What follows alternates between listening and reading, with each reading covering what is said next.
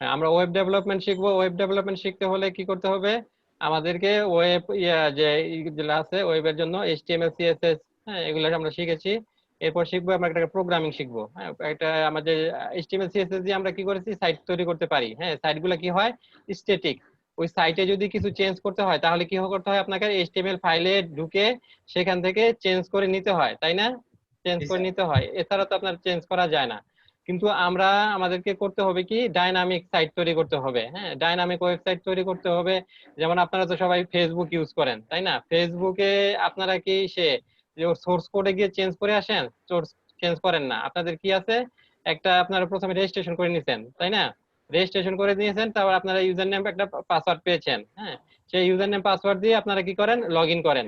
Log in করে তারপরে আপনারা আপনার এই সে একটা আপনার পেজে যান। হ্যাঁ, সেখানে কি করেন, আপনি একটা পোস্ট দিতে পারেন, পোস্ট এডিট করতে পারেন, ডিলিট করতে পারেন। সেই পোস্টের মধ্যে ইমেজ দিতে পারেন, হ্যাঁ, ফাইল আপলোড করতে পারেন, ভিডিও দিতে পারেন। তারপরে কি কারো ইয়ার মধ্যে, পোস্টের মধ্যে কমেন্টস করতে পারেন। তো এগুলা কি আপনারা কি সোর্স কোড এডিট করে করেন? এগুলা সোর্স কোড এডিট করে করেন না, আপনারা আপনাদের সাইটে ঢুকে আপনার ইয়া থেকে, হ্যাঁ, আইডি থেকে করেন। হ্যাঁ, এগুলা কিভাবে করতেছেন আপনারা? এগুলা আপনারা ডাইনামিক ভাবে করতেছেন। এগুলা কি জমা হচ্ছে কোথায়? যে আপনি যে ফর্ম গুলাতে যে আপনার লিখতেছেন, হ্যাঁ, এটা জমা হচ্ছে কি একটা ডেটাবেজে। এই ডেটাবেজে জমা হচ্ছে, ডেটাবেজে জমা হওয়ার পর ডেটাবেজ থেকে আবার ডেটা গুলো আসতেছে। তারপর আপনার যে ইউজার নেম পাসওয়ার্ড দিয়ে ঢুকলেন, এটা কি ডেটাবেজ, প্রথম যে রেজিস্ট্রেশন করেছিলেন সেটা কোথায়, এক ডেটাবেজে জমা হয়েছে, এই ডেটাবেজ থেকে আসতেছে। এই ডেটাবেজ থেকে ডেটাগুলো কিভাবে নিয়ে আসতেছে, পিএইচপি কোডের মাধ্যমে বিভিন্ন কোড লিখে তারপরে ওই ডেটাবেজের ওই টেবিলের সাথে কানেক্ট হচ্ছে, আপনার ইউজার নেম পাসওয়ার্ডের সাথে মিলাইতেছে। হ্যাঁ, ওটা ম্যাচ করতেছে, ম্যাচ করার পর সেখান থেকে আপনার ডাটাটা নিয়ে আসতেছে।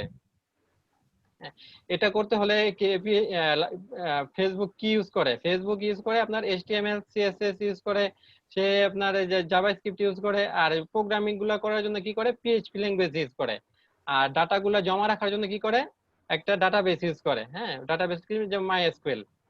সেই রকমই আমরা এরকম অ্যাপ্লিকেশন করব, যে অ্যাপ্লিকেশনটা এরকম ডায়নামিক হয়। হ্যাঁ, আমাদের যাতে সোর্স কোড এডিট করতে হয় না, আমাদের একটা ইয়া থাকবে, প্যানেল থাকবে, সেই প্যানেল থেকে আমরা যাতে কাজ করতে পারি। সে আমরা যদি একটা স্কুল ম্যানেজমেন্ট সফটওয়্যার তৈরি করতে চাই, হ্যাঁ, স্কুল ম্যানেজমেন্ট সফটওয়্যারে কি কি থাকে?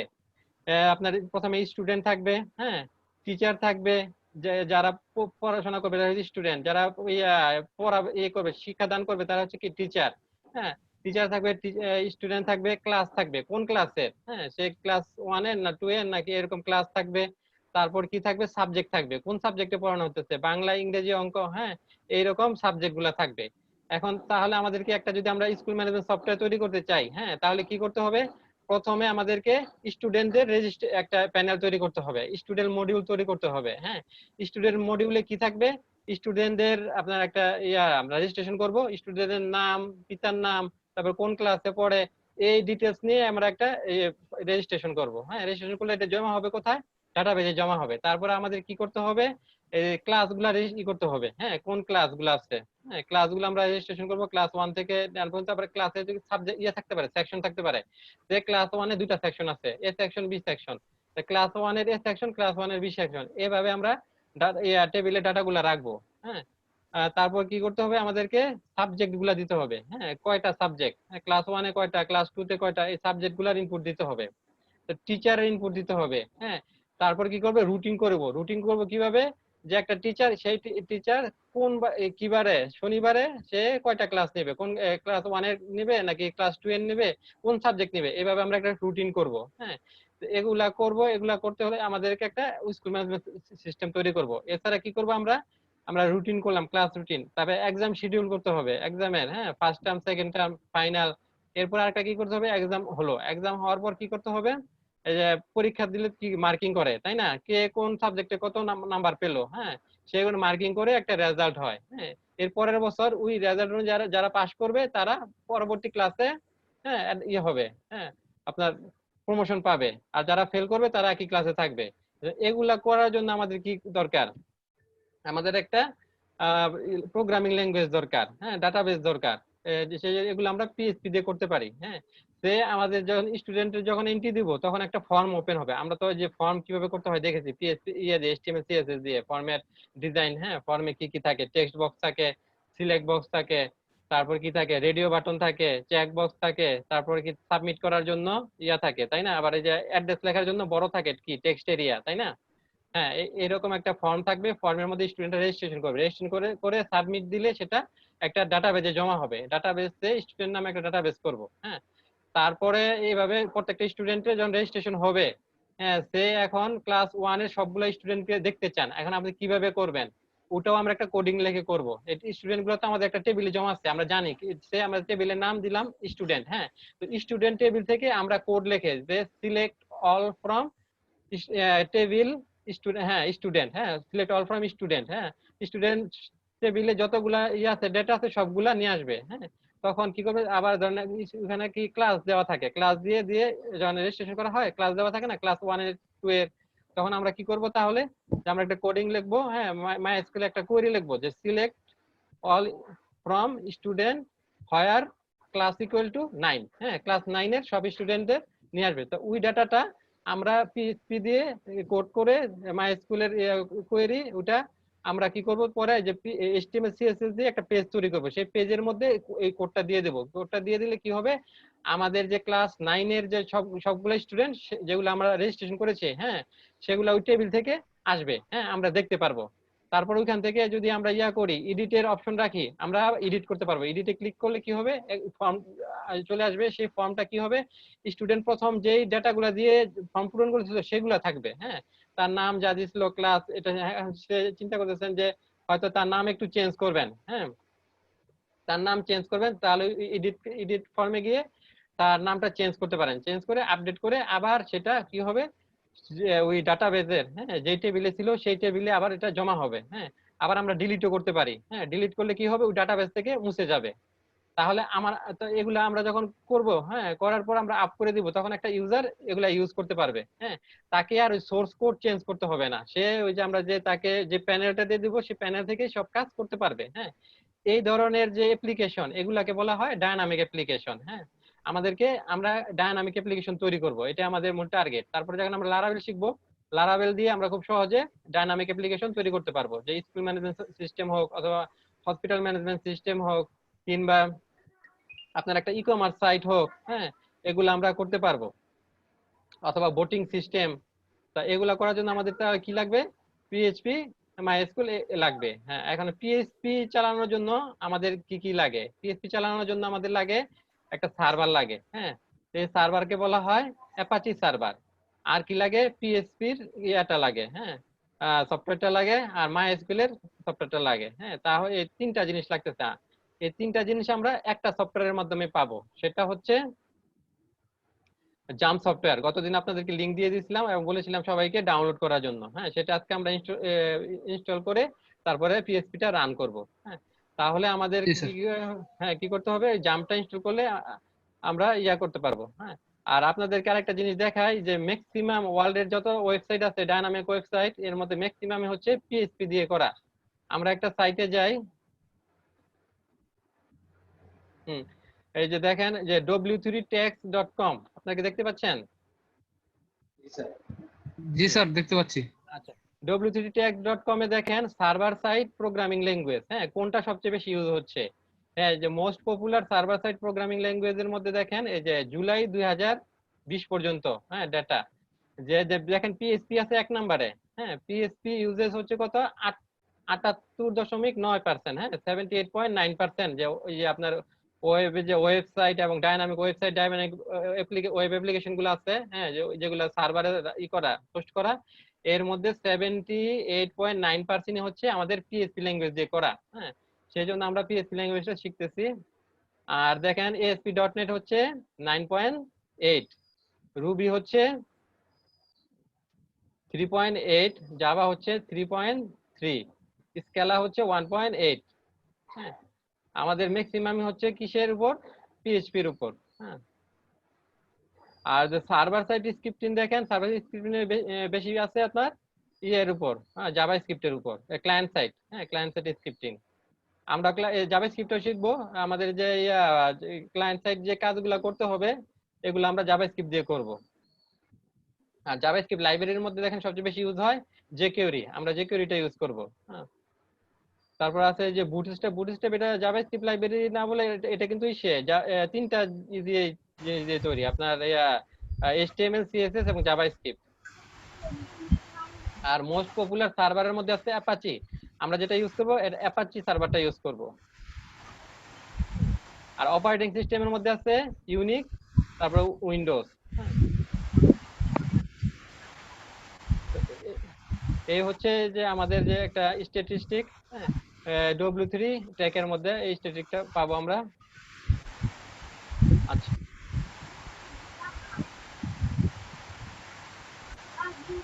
তাহলে তো দেখলাম আমরা পিএইচপি কেন শিখবো, আমাদের কেন শেখা দরকার। হ্যাঁ, পিএইচপি দিয়ে আমরা কি করতে পারবো, ডাইনামিক ওয়েবসাইট তৈরি করতে পারবো, ওয়েব অ্যাপ্লিকেশন তৈরি করতে পারবো। আচ্ছা, কার পিসিতে আপনার কার নেট স্পিড ভালো, সে তার পিসি করেন, শেয়ার করেন। আমরা জি আমরা করবো, এটা রান করবো জাম্পটা। হ্যাঁ, আপনি স্ক্রিন শেয়ার করে যে জাম্পটা যে ফোল্ডারে রেখেছেন, হ্যাঁ, জাম্প সফটওয়্যারটা ওপেন করেন। আমরা এখন এই পিএইচপিটা করে রান করার জন্য আমাদেরকে এই জাম্প সফটওয়্যারটা করতে হবে, ইনস্টল করে নিয়ে রান করতে হবে। হ্যাঁ শাকিল, আপনি করেন। হ্যাঁ, করতেছি। আচ্ছা, আমার পিসিতে অলরেডি করা আছে, ইনস্টল করা আছে।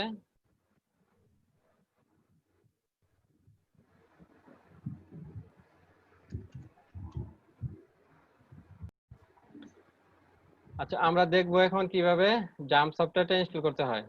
হ্যাঁ স্যার এই ফাইলটা আছে। হ্যাঁ,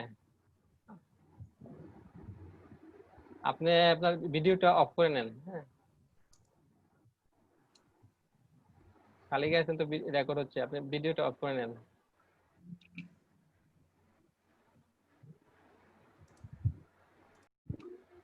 আচ্ছা, এটা সফটওয়্যারটা করেন, এটা ইনস্টল করেন। ওপেন দেবো স্যার? হ্যাঁ হ্যাঁ হ্যাঁ, সফটওয়্যারটা ডাবল ক্লিক করেন। হ্যাঁ, এখন আমরা এটা ইনস্টল করব। সবাই যে এখান থেকে স্ক্রিনে দেখে সবাই নিজে নিজে ডাউনলোড ইনস্টল করে নেন। সবাই এই সফটওয়্যারটা কম্পিউটারে যেখানে রেখেছেন সেখান থেকে ওপেন করে ইনস্টল করে নেন। হ্যাঁ, এটা ডাবল ক্লিক করেন। রাশেদ, স্যার ডাবল ক্লিক করছি, লোডিং আছে। লোডিং হচ্ছে না? জি স্যার।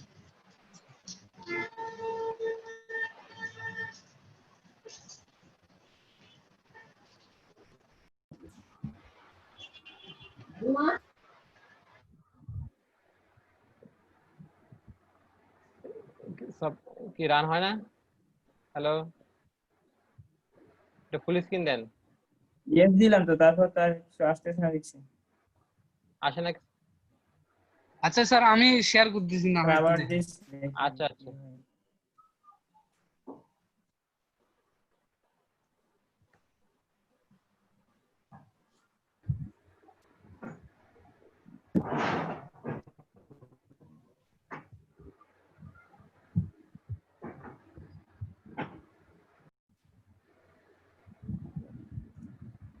এটা ইয়েস দেন। এটা নেক্সট আসছে স্যার। হ্যাঁ হ্যাঁ, নেক্সট দেন। এই যে আমাদের জাম্পটা ইনস্টল হচ্ছে। হ্যাঁ, তারপর নেক্সট দেন। হ্যাঁ, জাম্প ইনস্টল করা খুবই সহজ, শুধু নেক্সট নেক্সট দিলেই। এখানে কিছু করা লাগবে স্যার? না, এখানে কিছু করতে হবে না, এগুলো সব সিলেক্ট করা আছে, এখানে নেক্সট দেন। হ্যাঁ হ্যাঁ, এখন এই যে ব্যাকে দেন, ব্যাকে দেন, ব্যাকে যান, ব্যাকে। হ্যাঁ, আরেকবার ব্যাকে যান, ব্যাকে, আরেকবার ব্যাকে যান, ব্যাকে যান। আরো যাবো? হ্যাঁ হ্যাঁ হ্যাঁ, এই হ্যাঁ রাখেন এখানে।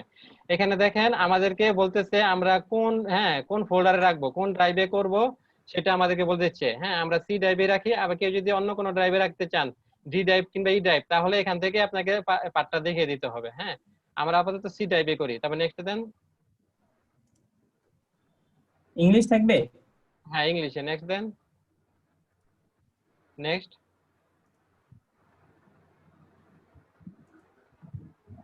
হ্যাঁ, এই যে হয়ে যাচ্ছে, এখন ইনস্টল হয়ে যাচ্ছে। তাহলে কি জাম্প ইনস্টল করা কিন্তু খুবই সহজ। হ্যাঁ, জাম্প ইনস্টল আপনি ইয়াতে যান, ওই বাটনে চলে যান, জাম্পে আপনার যে ডাবল ক্লিক করলে যে exe ফাইলটা আছে সেটা ডাবল ক্লিক করলে কয়েকটা মেসেজ দিবে, সেই মেসেজ গুলাতে নেক্সট নেক্সট করলেই আমাদের ইনস্টল হওয়া হয়ে যাবে। হ্যাঁ, এখন আমাদের যে ইনস্টল হয়ে যাচ্ছে এই ফাইলগুলো আনপ্যাক করতেছে। হ্যাঁ,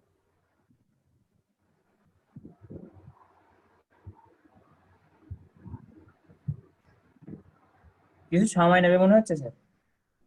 হ্যাঁ সময় নেবে। আচ্ছা দেখেন স্যার আমাদের যে ফাইলগুলো হচ্ছে। ইনস্টল হইতে টাইম লাগে হ্যাঁ হ্যাঁ 5-7 মিনিটের মতো। হ্যাঁ, কিছু সময় নেবে। আর আপনারা সবাই করেন, হ্যাঁ ইনস্টল করে শুরু করে দেন। যে জাম্পের যে exe ফাইলটা যেখানে রেখেছেন সেখানে ডাবল ক্লিক করে ওই আপনার নেক্সট নেক্সট নেক্সট চাপেন, কয়েকটা নেক্সট চাপলে তারপর আপনার এই যে ইনস্টল হওয়া শুরু করবে। সবাই ইনস্টল করে নেন, যার যার পিসিতে সবাই ইনস্টল করে নেন। আপনাদের প্রয়োজন মতো কেউ যদি সি ড্রাইভে করতে চান সি ড্রাইভে করতে পারেন, কিংবা কেউ যদি ডি ড্রাইভে করতে চান তাহলে ডি ড্রাইভেও করে করতে পারেন।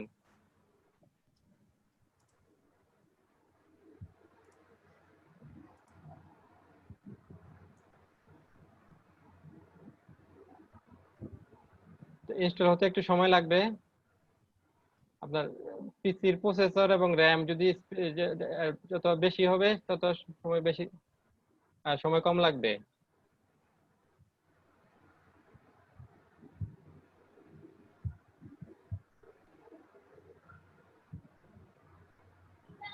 আমাদের জামটা ইনস্টল হচ্ছে।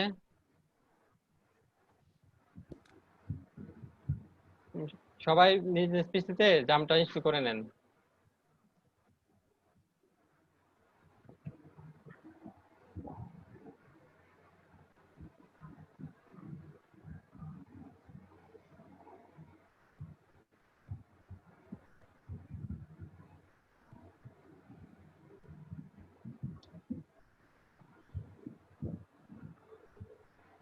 এই তো মনে হচ্ছে ভালোই সময় নেবে। হ্যাঁ আপনার 2 GB স্যার। কত? 2 GB। 2 GB? জি র্যাম হচ্ছে কি 2 GB? জি স্যার। সেই জন্য সময় বেশি লাগতেছে। আচ্ছা এই ফাঁকে সবাই ইনস্টল করে নেন, যার যার পিসিতে সবাই ইনস্টল করে নেন।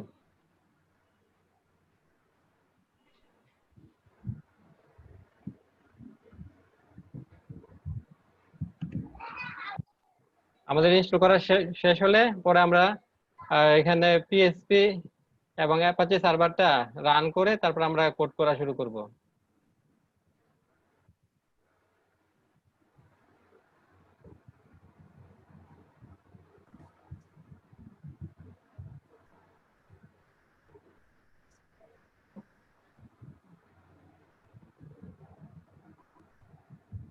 এই যে দেখেন এই যে এখানে এটা প্রায় ডাউনলোড প্রায় শেষের দিকে।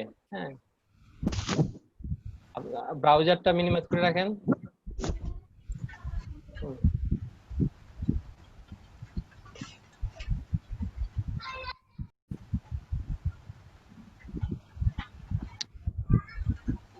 জাম সফটওয়্যারটা ইনস্টল হচ্ছে, সবাই দিয়ে নেন। হ্যাঁ, সবার সবার কম্পিউটারে জাম সফটওয়্যারটা ইনস্টল করে নেন। এটার ডাবগুলা খুবই সহজ। যখন আপনি করবেন exe ফাইলে ডাবল ক্লিক করে করবেন, তারপর আপনাকে কয়েকটা চাবে, কনফার্মেশন চাবে, কনফার্মেশন গুলা ইয়েস দিবেন। হ্যাঁ, ইয়েস ইয়েস দুইটা কনফার্মেশন চাবে, তারপর আপনার নেক্সট নেক্সট দিলেই আপনার এটা ইনস্টল করা শুরু হয়ে যাবে।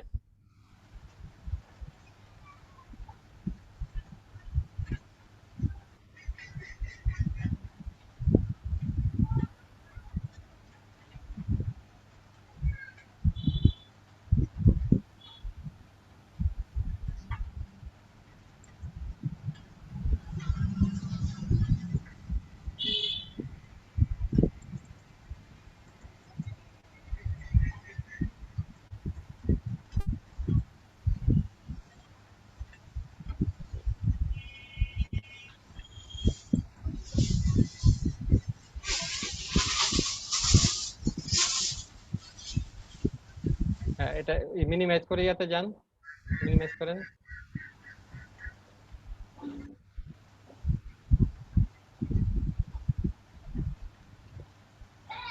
আর ইনস্টল হইছে স্যার। ওই মেসেজটা দিছি।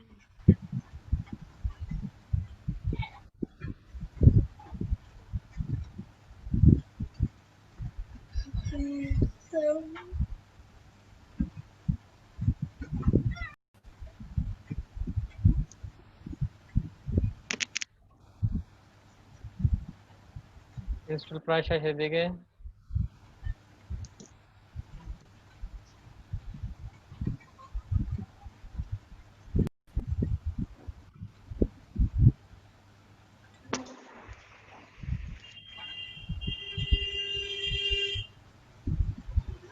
হ্যাঁ, ইনস্টল হয়ে গেছে। এবার এটা মিনিমাইজ করেন।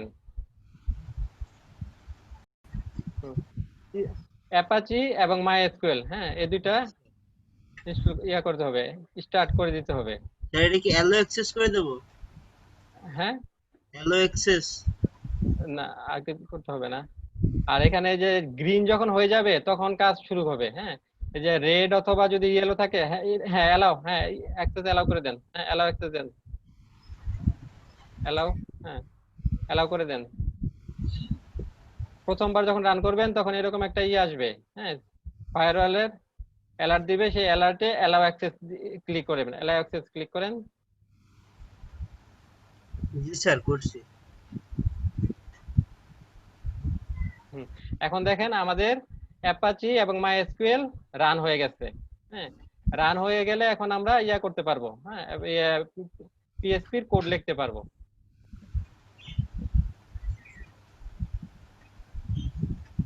আচ্ছা, এরপর সবাই কি করেছেন? সরাসরি এটা রান হয়ে গেল। হ্যাঁ, এখন কিভাবে আমরা করতে পারবো? আমরা ভাবে রান করতে পারবো। আমি দেখাই আমার পিসিতে। আমি আমার পিসিতে আছে ডি ড্রাইভে। হ্যাঁ, ডি ড্রাইভে যাই, আমি আপনাদের সাথে এটা শেয়ার করে নিই। নিচের দিকে যে আছে না, জাম কন্ট্রোল, হ্যাঁ, জাম কন্ট্রোল.exe, এটা ক্লিক করব।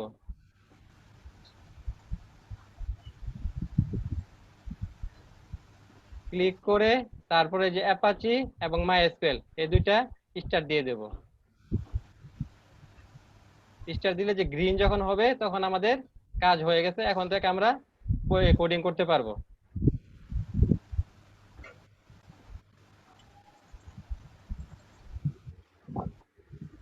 তো আমাদের তো আমরা যে সফটওয়্যারটা ইনস্টল করলাম, হ্যাঁ, সার্ভার ইনস্টল করে কি আমরা সার্ভার রান করলাম। এখন আমরা করতে পারবো, এখন আমরা কোডিং করতে পারবো। কোডিং করার জন্য আমরা একটা করি, আমাদেরকে কোথায় ফাইল নিতে হবে। হ্যাঁ, ফাইল আমাদেরকে আগে তো আমরা যে কোনো জায়গায় ফাইলটা রাখতাম। হ্যাঁ, এখন আমাদেরকে এটা করলে হবে না, ফাইলটা রাখতে হবে। আপনাদেরকে দেখাই, স্ক্রিনটা শেয়ার করি। এই জাম্পের ভিতরে দেখবেন htdocs নামে একটা ফোল্ডার আছে, htdocs ফোল্ডার। সেই ফোল্ডারের ভিতরে একটা ফোল্ডার করে নিতে হবে। হ্যাঁ, সেটা হবে আমাদের প্রজেক্টের ফোল্ডার। তো একটা নতুন ফোল্ডার করে নেই। আপনাদেরটা হচ্ছে কি ব্যাচ 2, তাই না? ব্যাচ 2 নামে একটা ফোল্ডার করলাম। হ্যাঁ, এই ফোল্ডারের ভিতরে আমাদের সবগুলা ফাইল, হ্যাঁ, রাখতে হবে, সবগুলা ফাইল রাখতে হবে। আর ফাইলের এক্সটেনশন কি দিতে হবে? .php, ফাইলের এক্সটেনশন দিতে হবে .php।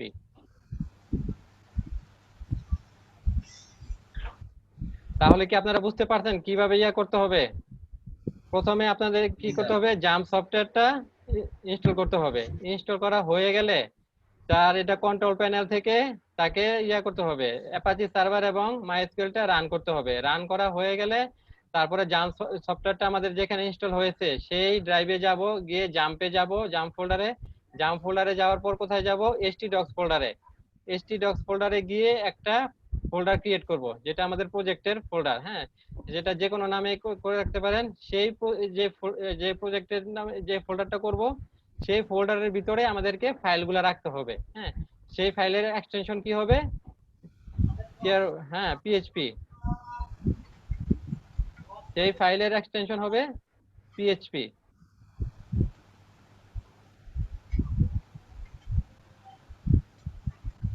তাহলে আমরা আমাদের এটা ওপেন করি। এখন আমরা আমাদের বিএস কোডটা ওপেন করি। হ্যাঁ, বিএস কোডে ওপেন করে আমরা কি করব, নতুন একটা ফাইল করব, ক্রিয়েট করব।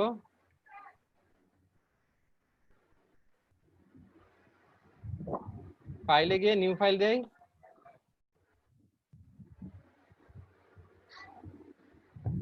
নিউ ফাইলে আসলে এখন আমরা এটা সেভ করব। হ্যাঁ, এটা আমরা সেভ করি। সেভ করব এখন কোথায়? হ্যাঁ, সেটা আপনাদেরকে দেখাচ্ছি। সেভ করব আমরা কোথায়? আমরা করব আমাদের আপনাদের হয়তো সি ড্রাইভে রান করেছেন, ইনস্টল করেছেন, আমি করেছি ডি ড্রাইভে। হ্যাঁ, আমার ডি ড্রাইভে যাব, ডি ড্রাইভে গিয়ে আমি জাম্পে যাব। হ্যাঁ, ডি ড্রাইভে জাম্পে যাব, জাম্পে গিয়ে কোথায় যাব? এসটি ডক্সে। এসটি ডক্স, আপনার এই ফোল্ডারের নামগুলো মনে রাখবেন। এসটি ডক্সে গিয়ে আমি একটা ফোল্ডার ক্রিয়েট করে আসছি না, ব্যাচ 2 নামে, সেই ব্যাচ 2 ফোল্ডারটা ওপেন করব। হ্যাঁ, এখানে আমি তারপর ইটা রাখবো, আমাদের যে ফাইলটা ক্রিয়েট করব সেখানে ক্রিয়েট করব। হ্যাঁ, সে ফাইলটার নাম দিলাম যে ইন্ট্রোডাকশন। হ্যাঁ, ইন্ট্রোডাকশন। আর ফাইলের কি হবে? HTML পিএইচপি হবে। হ্যাঁ, ফাইলের এক্সটেনশন হবে .php।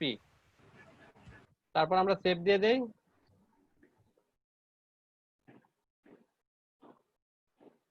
হ্যাঁ, আমাদের ফাইলটা ক্রিয়েট করা হয়ে গেছে। আমরা ফাইলটা কোথায় রেখেছি? আপনাদের যেই ড্রাইভে জাম্পটা ইনস্টল করা হয়েছে সেই ড্রাইভে যাবেন, জাম্প ফোল্ডারে যাবেন, তারপরে htdocs ফোল্ডারে যাবেন। সেই htdocs ফোল্ডারে গিয়ে আরেকটা ফোল্ডার ক্রিয়েট করবেন। হ্যাঁ, সেটা প্রজেক্টের নাম। হ্যাঁ, সেখানে গিয়ে আরেকটা ফোল্ডার নেবেন, যে কোনো একটা নামে একটা ফাইল ক্রিয়েট করবেন। ফাইলের এক্সটেনশন হবে .php।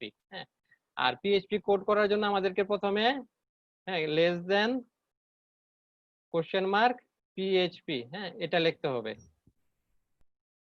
হ্যাঁ, এটা লিখে পিএইচপি কোড শুরু হবে, আর শেষ হবে কি দিয়ে? ক্লোজিং ট্যাগ হচ্ছে $, এই যে এটা হচ্ছে পিএইচপির ওপেনিং ট্যাগ, আর এটা হচ্ছে পিএইচপির ক্লোজিং ট্যাগ।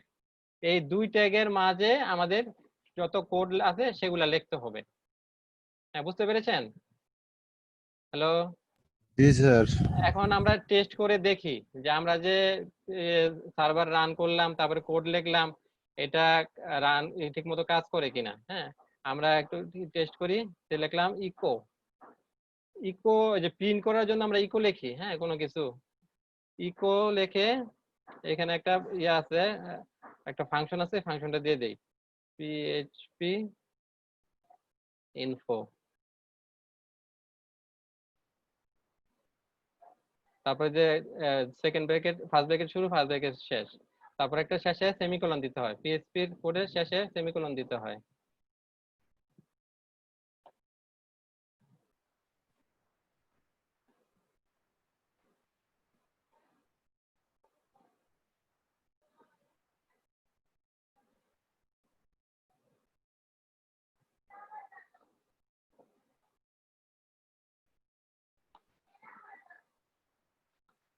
আচ্ছা, এবার আমরা ব্রাউজারে দেখি এটা কিভাবে আমরা রান করব। হ্যাঁ, আমরা ব্রাউজারে দেখি। ব্রাউজারে গিয়ে আমরা প্রথমে একটা নতুন ট্যাব খুলবো। হ্যাঁ, এই ট্যাবের মধ্যে কি লিখবো? ট্যাবের মধ্যে আমাদেরকে লিখতে হবে লোকাল হোস্ট। হ্যাঁ, সবাই মনে রাখবেন, আজকের ক্লাসটা সবাই খেয়াল করেন, প্রথম ক্লাস তো পিএইচপির, সবাই খেয়াল করেন কিভাবে সার্ভার ইনস্টল করতে হয়, রান করতে হয়, তারপরে কোডগুলা কোথায় লিখতে হয়, কিভাবে আবার ব্রাউজারে সেটাকে রান করতে হয়। লিখতে হবে লোকাল হোস্ট, তারপরে একটা স্ল্যাশ। হ্যাঁ, তারপরে আমাদের ইসের নাম, আমরা যে প্রজেক্টের ফাইলটা রেখেছি না, ফোল্ডারটা করেছি না আমরা, জাম্প। হ্যাঁ, জাম্পের ভিতরে htdoc নামে একটা ফোল্ডার ছিল, তাই না? htdoc ফোল্ডারের ভিতরে কিন্তু আরেকটা ফোল্ডার ক্রিয়েট করেছি, সেটার নাম কি দিয়েছি? ব্যাচ 2। হ্যাঁ, তাহলে কি করতে হবে? আমাদেরকে লোকাল হোস্টের পরে ওই ফোল্ডারটার নাম লিখতে হবে, ব্যাচ 2 লিখতে হবে, ব্যাচ 2। হ্যাঁ, ব্যাচ 2 লেখার পর কি করতে হবে? এই ব্যাচ 2 এর ভিতরে আমরা কি করেছি? আমরা আরেকটা ফাইল করেছি introduction.php নামে। হ্যাঁ, সেটা আমাদের রান করতে হবে। সেটা আমরা এভাবে ডাইরেক্ট রান করতে পারি, কিংবা আমরা ব্যাচ 2 লিখে যদি আমরা এন্টার দেই, দেখেন চলে আসলো। এই যে আমাদের একটা ফাইল আছে না, এই ফাইলটা চলে আসলো। আমাদের এই ব্যাচ 2 এর ভিতরে কয়টা ফাইল আছে? ফোল্ডারের ভিতরে একটা ফাইল আমরা ক্রিয়েট করছি introduction.php নামে। এখন এটা আমরা ক্লিক করি, ক্লিক করলে এই ফাইলটা রান হয়ে যাবে।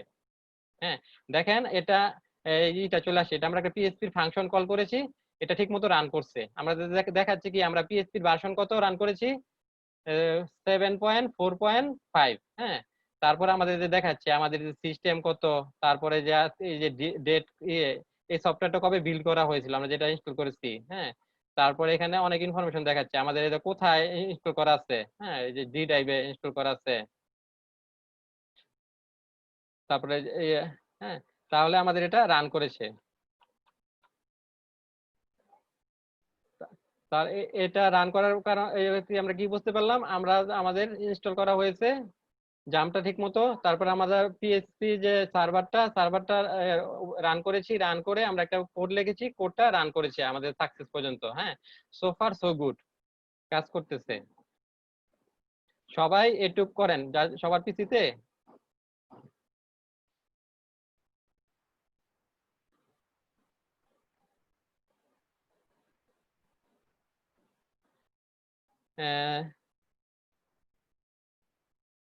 আপনাদেরকে কি করতে হবে, দেখো প্রথমে সি ড্রাইভে যেতে হবে। যে যে ড্রাইভে ইনস্টল করেছেন, কেউ যদি সি ড্রাইভে করে থাকেন সি ড্রাইভে যাবেন, কেউ ডি ড্রাইভে করে থাকলে ডি ড্রাইভে যাবেন। এরপর যাবেন কোথায়, এরপর যাবেন জাম্প। হ্যাঁ, XAMPP জাম্প ফোল্ডারে যাবেন। জাম্প ফোল্ডারে যাওয়ার পর htdocs ফোল্ডারে যেতে হবে।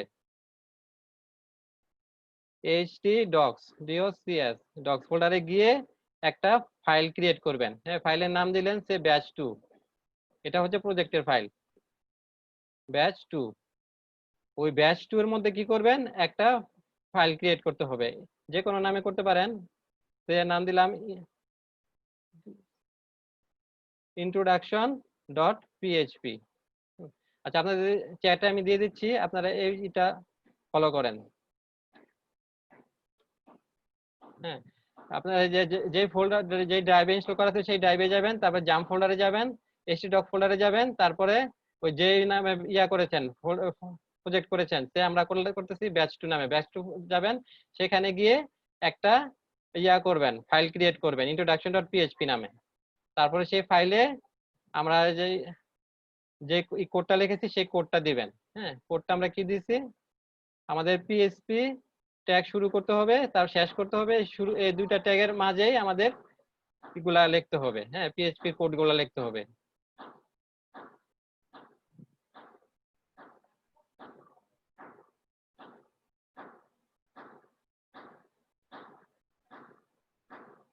আমরা এই কোডটা লিখবো, ওই ফাইলের ভিতরে আমরা এই কোডটা লিখবো। পিএইচপির ওপেনিং ট্যাগ হচ্ছে লেস দেন কোশ্চেন মার্ক তারপরে পিএইচপি। হ্যাঁ, আর ক্লোজিং ট্যাগ হচ্ছে কোশ্চেন মার্ক গ্রেটার দেন। এই দুইটা ট্যাগের মাঝে আমাদের কোড লিখতে হয়। হ্যাঁ, কোড আমরা কি লিখেছি, আমরা টেস্ট করার জন্য সার্ভার রান করতেছে কিনা। হ্যাঁ, সেই জন্য আমরা পিএইচপি তারপর আমরা ইকো লিখেছি, ইকো লিখে পিএইচপির একটা ফাংশন কল করে দিয়েছি, পিএইচপি ইনফো, তারপর ফাংশনটা কল করে দিয়েছি। এ পর্যন্ত সবাই করার চেষ্টা করেন। info.php নামে একটা ফাইল দিয়েছি। না না না, আপনার যে ভুল হয়েছে, আপনি বলে দিচ্ছি, আপনি ইয়াতে সি ড্রাইভে করেছেন তাই না ইনস্টল? হ্যাঁ জি স্যার। হ্যাঁ, আচ্ছা, সি ড্রাইভের পরে জাম্পে ঢুকেছেন। হ্যাঁ, ঠিক আছে, জাম্পের পরে দেখেন একটা ফোল্ডার আছে htdocs নামে, এই যে ফাইল জিলার নিচে, ফাইল জিলা এফটিপির নিচে একটা ফোল্ডার আছে, উপরে দিকে, একদম উপরের দিকে। আর আপনি কি এটা সার্ভারটাকে রান করে নিছেন? না স্যার। সার্ভার রান করেন নাই? না। সার্ভার রান করতে হবে। প্রথমে যে জাম্পে যান, জাম্পে যান, আগের ফোল্ডারে যান। জি স্যার। আচ্ছা, জাম্পে গেলেন না, এখন এখানে নিচের দিকে আসেন। জি স্যার। নিচের দিকে নামে স্ক্রল করেন, একদম নিচে জাম্প হ্যাঁ। নিচে স্ক্রল করেন। হ্যাঁ, আর এখানে দেখেন একদম নিচে আছে জাম্প control.exe, সেটাকে ডাবল ক্লিক করেন, নিচে একদম নিচে। হ্যাঁ, কন্ট্রোল, হ্যাঁ এটা এখান থেকে করতে পারবেন, কিংবা যে স্টার্ট মেনু থেকে করতে পারবেন। হ্যাঁ, আচ্ছা, এখান থেকে করতে পারবেন। আপনি স্টার্ট মেনু থেকে দেখা দিই, স্টার্ট মেনুতে যান, স্টার্ট মেনুতে জাম্প লিখে সার্চ দেন, আপনাদের সহজ হবে ওটা করতে। হ্যাঁ, স্টার্ট মেনুতে জাম্প লিখে সার্চ দেন।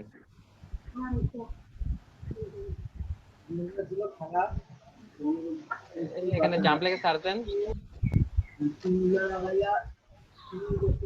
ওই যে সবার উপরে। হ্যাঁ ওখানে ওই যে জাম্প কন্ট্রোল প্যানেল আছে না, এটার মধ্যে ক্লিক করেন। হ্যাঁ ওপেন দেন, ওপেন।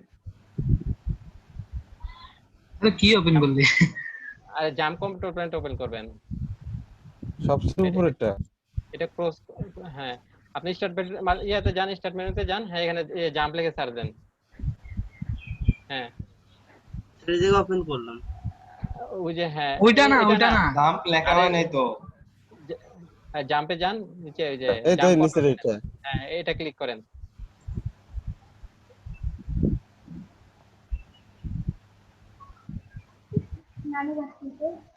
ওই যে স্যার এই টেক্সট বারে তার তো দুইটা জাম্প স্যার মিনি মাইনাস করা আছে স্যার। ও এর মানে হ্যাঁ, আচ্ছা হ্যাঁ। আপনার তো অলরেডি রান করাই আছে। রান করাই আছে তো। হ্যাঁ রান করাই আছে। এটা কেটে তাহলে দাও, কেটে দাও। হ্যাঁ এটা কেটে দেন। আচ্ছা আপনি ইয়ার দিকে যান, হ্যাঁ উপরে যে জাম্প ফোল্ডারে যান, htdocs ফোল্ডারে যান, উপরের দিকে যান, এই ফোল্ডারের উপরের দিকে যান। হ্যাঁ স্যার। ওখানে htdocs ফোল্ডারে ইয়া করেন। হ্যাঁ, আপনার অলরেডি রান করাই আছে। ও হ্যাঁ স্যার। আপনি htdocs একটা কেটে দেন। হ্যাঁ কাটি দিন স্যার একটা। হ্যাঁ আচ্ছা আপনি ওই যে ফোল্ডারে যান, যে সি ড্রাইভের জাম্প ফোল্ডারে যান যেখানে হ্যাঁ। ছিলেন। ওখানে গিয়ে দেখেন htdocs নামে একটা ফোল্ডার আছে, সেই ফোল্ডারে যান। উপরের দিকে। এই যে উপরের দিকে একদম উপরে, উপরে একদম হ্যাঁ। উপরে। হ্যাঁ htdocs নামে একটু যে নিচে। ফোল্ডারটা, হ্যাঁ ওটা ডাবল ক্লিক করেন। হ্যাঁ এখন এইখানে একটা ফোল্ডার ক্রিয়েট করেন। স্যার এই জায়গা। হ্যাঁ এখানে একটা ফোল্ডার ক্রিয়েট করেন। নিউতে গিয়ে একটা ফোল্ডার ক্রিয়েট করেন। হ্যাঁ এখন ফোল্ডারের নাম দেন, আপনি যে কোনো একটা আজকে যে প্রজেক্টের নামে একটা নাম দেন। এখানে আপনার আজকে সব ফাইলগুলো আমরা এখানে রাখবো। জি স্যার। না index.php হচ্ছে কেন? এখানে একটা ফোল্ডারের নাম হবে, ফাইল না তো। ও, এটা ফোল্ডারে এক্সটেনশন হবে না তো? এটা ফোল্ডার হবে, ফাইল না তো। কেটে দে লাস্টের পিএইচপিটা। রিনেম করেন।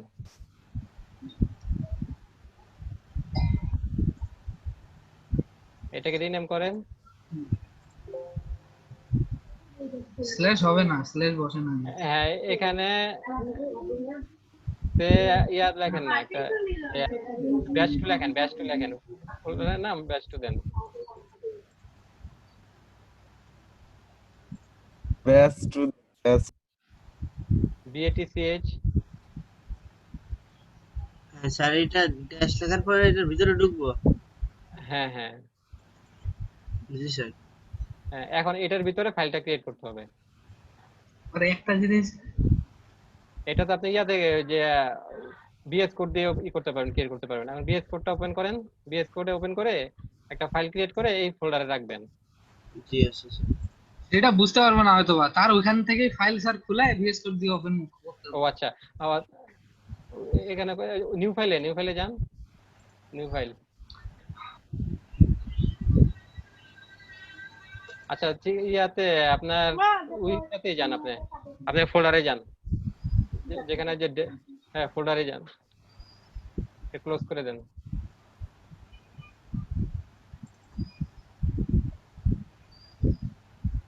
Jump file. হ্যাঁ htdocs স্যার এই যে ড্যাশ নিছিলাম। হ্যাঁ ওই যে হ্যাঁ, উপরে দেশের ভিতরে ঢোক। হ্যাঁ ওপেন।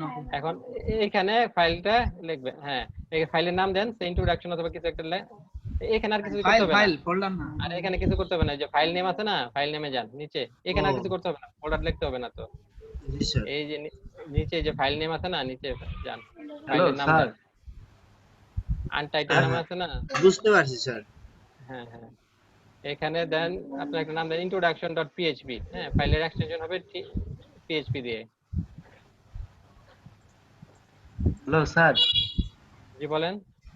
স্যার আমার ল্যাপটপ হ্যাং করে গেছিল, কাজ করছিল না, তা আমি আমার কাজটা হয়েছে, আমি দেখাইনি তো। স্যার index.php দিলাম। আচ্ছা সমস্যা নেই, সেভ করেন। স্যার আমি পারিছি স্যার, হয়েছে। এখন এখানে আপনার যে কোড লিখতে হবে, হ্যাঁ এই কোডে আমরা দিয়ে দিছি, যে কোডটা লিখেছি সেটা আপনি এখানে দিয়ে রান করেন। জি আছে স্যার। আচ্ছা এর আমরা ঠিক আছে স্যার। ব্রাউজারে যাই। হ্যাঁ, ব্রাউজারে গিয়ে আমরা গুগলে পিএইচপি স্যান্ডবক্স নামে সার্চ দেই। স্যান্ডবক্স, হ্যাঁ, পিএইচপি স্যান্ডবক্স লিখে সার্চ দিলে দেখেন এই যে আমরা চলে আসছে sandbox.onlinephpfunctions.com। হ্যাঁ, আমরা এখানে গিয়ে আমরা কোড লিখতে পারবো, তা লিখবো, তা রান করবে। এই ইউআরএলটা আপনাদেরকে দিয়ে দেব।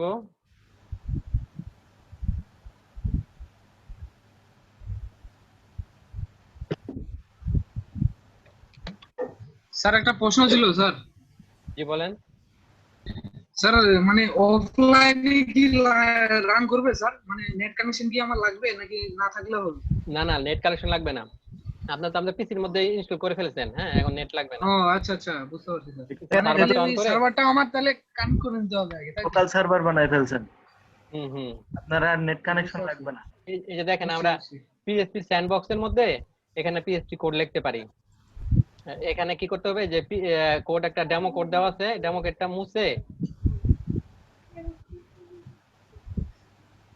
মুছে আপনি যে পিএইচপি ওপেনিং ট্যাগটা দেওয়াই আছে। হ্যাঁ, তারপর আপনি লিখবেন সে কোনো কিছু প্রিন্ট করার জন্য কি লিখতে হয়, ইকো লিখতে হয়। ইকো, তারপর ডাবল কোটেশনে শুরু, ডাবল কোটেশন শেষ, এটার মধ্যে লিখলেন যে Magura P2 project Magura P2 project, web development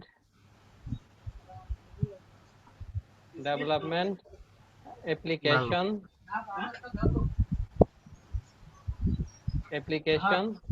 batch 2।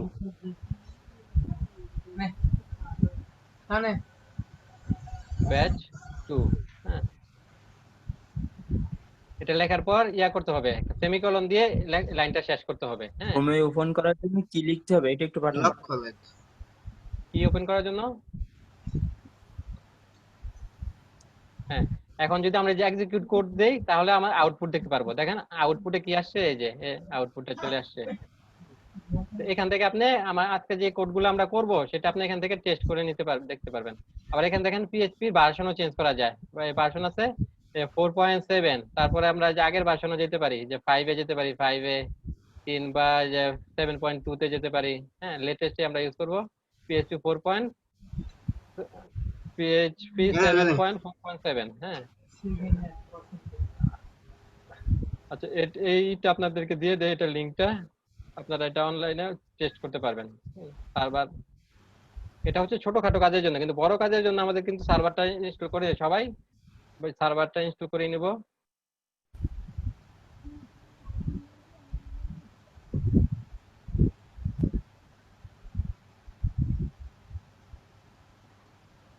ওই লিংকটা দিয়ে দিচ্ছি আপনাদের স্যান্ডবক্সের লিংকটা।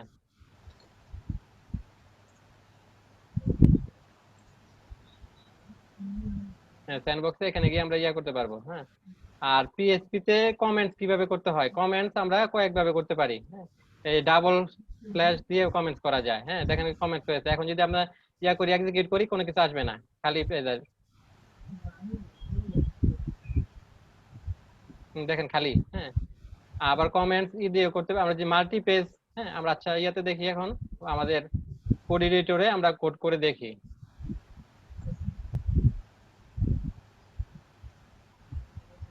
আচ্ছা, এই পর্যন্ত কি সবার হয়েছে? সবাই কি পিএইচপি রান করে দেখতে পারছি যে রান করেছে কিনা? হ্যালো,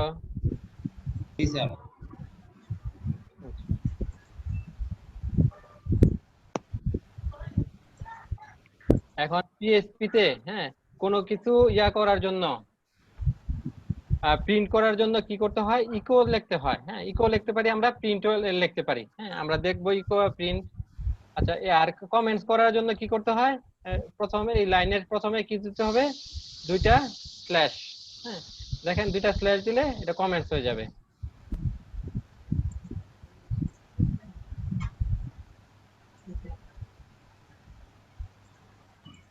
দুইটা স্ল্যাশ দিলে কমেন্টস হয়ে যাবে। এখন যদি আমরা যে রান করি, তাহলে আমরা আর ইয়া দেখতে পারবো না, যে আমাদের যে আউটপুটটা ছিল, এটা আমাদের পেজ ছিল তাই না?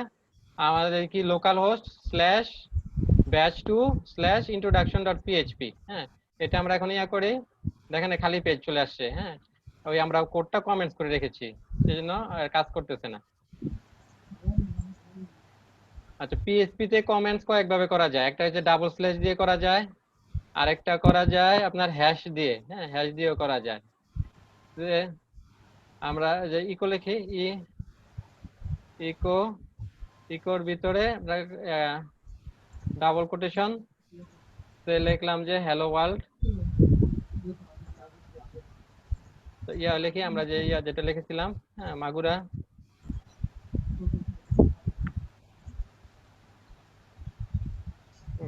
Magura P2 project web development application batch 2। হ্যাঁ এখন এটাকে আমরা রান করি।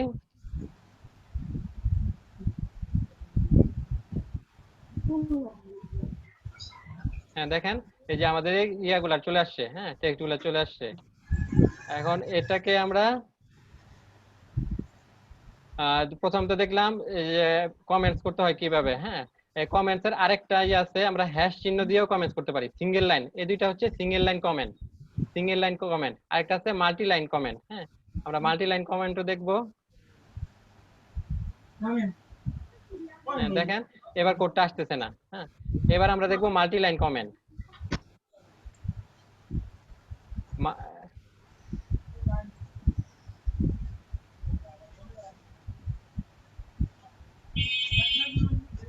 এটা হচ্ছে কমেন্ট। হ্যাঁ কমেন্টস এভাবে করতে পারি, single line comment, single line comment.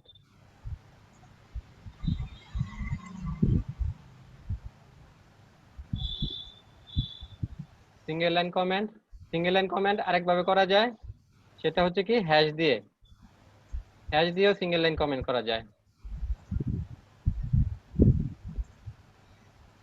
আরেকটা হচ্ছে মাল্টি লাইন কমেন্ট। হ্যাঁ মাল্টি লাইন কমেন্ট করতে হলে কি করতে হবে, আমাদেরকে প্রথমে একটা স্ল্যাশ দিতে হবে, তারপরে দিতে হবে স্টার। হ্যাঁ এটা হচ্ছে শুরু। হ্যাঁ তারপরে অনেকগুলা ধরেন লাইন থাকলো, শেষ করতে হবে কি স্টার তারপরে স্ল্যাশ। হ্যাঁ sir same PHP system sir, এই সরি সিএসএস এর মতো।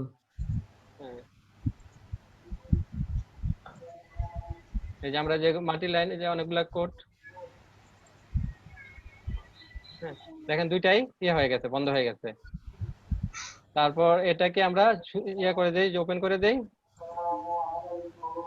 দেখেন ওপেন করে দিলে এটা হচ্ছে কালার কোডটা চেঞ্জ হয়ে গেছে। আর এখানে আমাদের একটা এরর দেখাচ্ছে। হ্যাঁ দেখেন যে এরর দেখাচ্ছে, কারণ শুরু নাই। হ্যাঁ আমরা শুধু শেষ করেছি। এই পেজে যদি কোনো এরর থাকে তাহলে বোঝা যাবে। আমরা যে মাল্টি লাইন দেখতেছিলাম, মাল্টি লাইন কমেন্ট,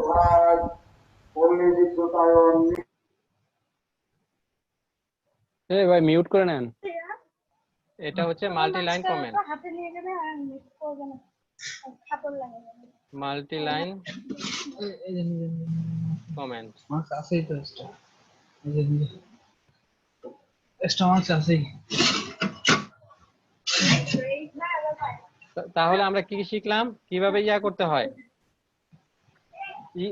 কোনো কিছু ব্রাউজারে আমরা ই করতে চাই, প্রিন্ট করতে চাই। হ্যাঁ প্রিন্ট করতে চাইলে আমাদের কি করতে হবে, ইকো লিখে আমরা প্রিন্ট করতে পারবো। হ্যাঁ আর যে কমেন্টস করতে চাইলে কমেন্টস তিন প্রকার আছে, একটা হচ্ছে সিঙ্গেল লাইন কমেন্ট, হ্যাঁ ডাবল স্ল্যাশ দিয়ে, আরেকটা হচ্ছে হ্যাশ চিহ্ন দিয়ে সিঙ্গেল লাইন কমেন্ট, আর একটা হচ্ছে মাল্টি লাইন কমেন্ট। হ্যাঁ মাল্টি লাইন কমেন্টস করবো কি স্ল্যাশ স্টার দিয়ে শুরু হবে আর শেষ হবে স্টার স্ল্যাশ দিয়ে। হ্যাঁ তারপর আমরা দেখি আমরা ইয়া দিয়েও কিন্তু প্রিন্ট লিখেও কিন্তু ইয়া করতে পারবো, প্রিন্ট করতে পারবো, PRINT।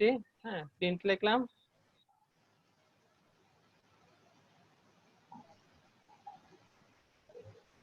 টেস্ট।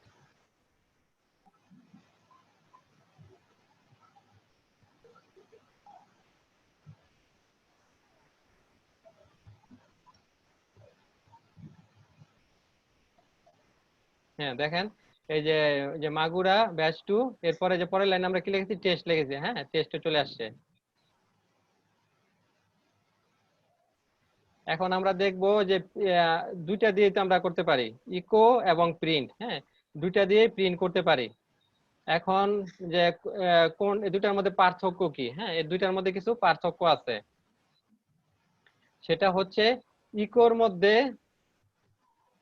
হ্যাঁ আমরা ইকো এবং ইকোর মধ্যে আমরা একাধিক প্যারামিটার নিতে পারি, হ্যাঁ এগুলাকে বলা হয় ল্যাঙ্গুয়েজ কনস্ট্রাক্ট। হ্যাঁ ল্যাঙ্গুয়েজ কনস্ট্রাক্ট বলা হয়। ইকোর মধ্যে আমরা একাধিক প্যারামিটার নিতে পারবো, আর প্রিন্টের মধ্যে শুধু একটা প্যারামিটার নিতে পারবো। হ্যাঁ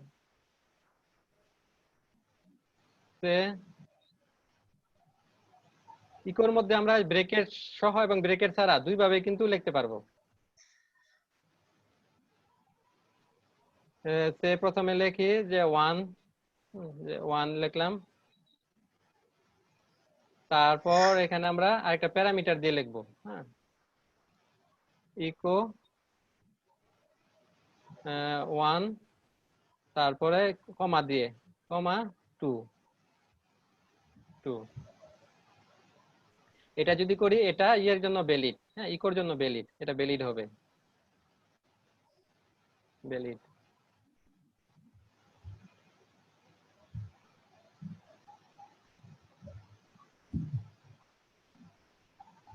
ভ্যালিড হবে। আর যদি আবার ইকোর মধ্যে কিন্তু আমরা ব্রেকেট দিয়েও লিখতে পারি।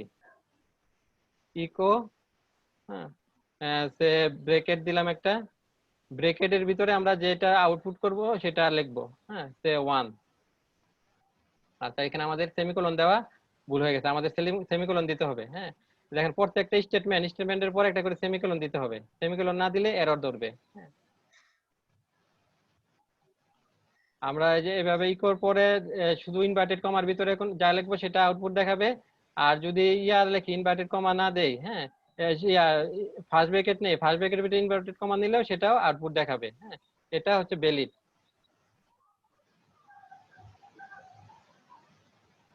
ভ্যালিড। কিন্তু আমরা ইকো নিয়ে তারপর যদি ফার্স্ট ব্র্যাকেট নেই, ফার্স্ট ব্র্যাকেটের ভিতরে দুইটা নিবে না, প্যারামিটার নেবে না, একাধিক প্যারামিটার নেবে না, একটা প্যারামিটারই নেয়।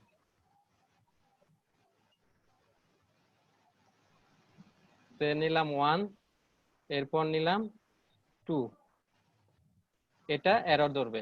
এটা হ্যাঁ এই দেখেন সে অলরেডি এখানে আপনার এই যে আন্ডারলাইন দিচ্ছে, হ্যাঁ আন্ডারলাইন দিচ্ছে কি মানে এটা যে কমা যে দিলাম কমার মধ্যে আন্ডারলাইন দিচ্ছে যে সে আর প্যারামিটার নিতে পারবে না। হ্যাঁ এটা হচ্ছে ইনভ্যালিড।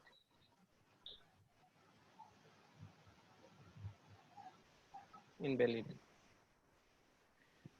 হ্যাঁ দেখেন পুরো লাইনের উপরে দেখাচ্ছে। হ্যাঁ আচ্ছা আমরা উপরের গুলা একে একে আউটপুট দেখে আসি।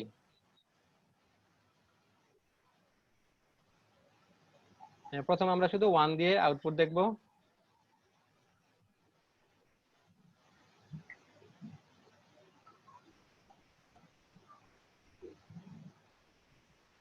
আউটপুট দেখি আমরা কি নিয়েছি, প্রথম একটা ইকো নিয়েছি, ইকোর মধ্যে ব্রেকেট দিয়ে, হ্যাঁ ইনভার্টেড কমার মধ্যে 1 দিয়েছি, এটা আউটপুট আমাদের কি দেখাবে, 1 দেখাবে।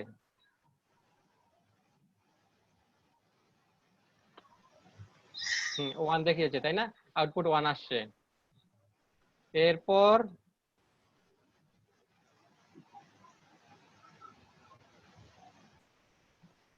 আমরা কি করব, যে আমরা যে দেখব এটা দুইটা একসাথে আসে কিনা, হ্যাঁ এটা ভ্যালিড কিনা। আমরা যে ভ্যালিড লিখলাম ইকোর মধ্যে, হ্যাঁ যদি ফার্স্ট ব্র্যাকেট না দেয়, ফার্স্ট ব্র্যাকেট না দিয়ে শুধু ইনভার্টেড কমা তারপর আরেকটা কমা দিয়ে এই সেমিকোলন দিয়ে আরেকটা, হ্যাঁ তো এটা মানে দুইটা প্যারামিটার নেয় কিনা। হ্যাঁ এটা আউটপুট দেখি, হ্যাঁ সে নিচ্ছে, যে 1 দিছে তারপর 2 আসছে, মানে সেটা হচ্ছে ভ্যালিড।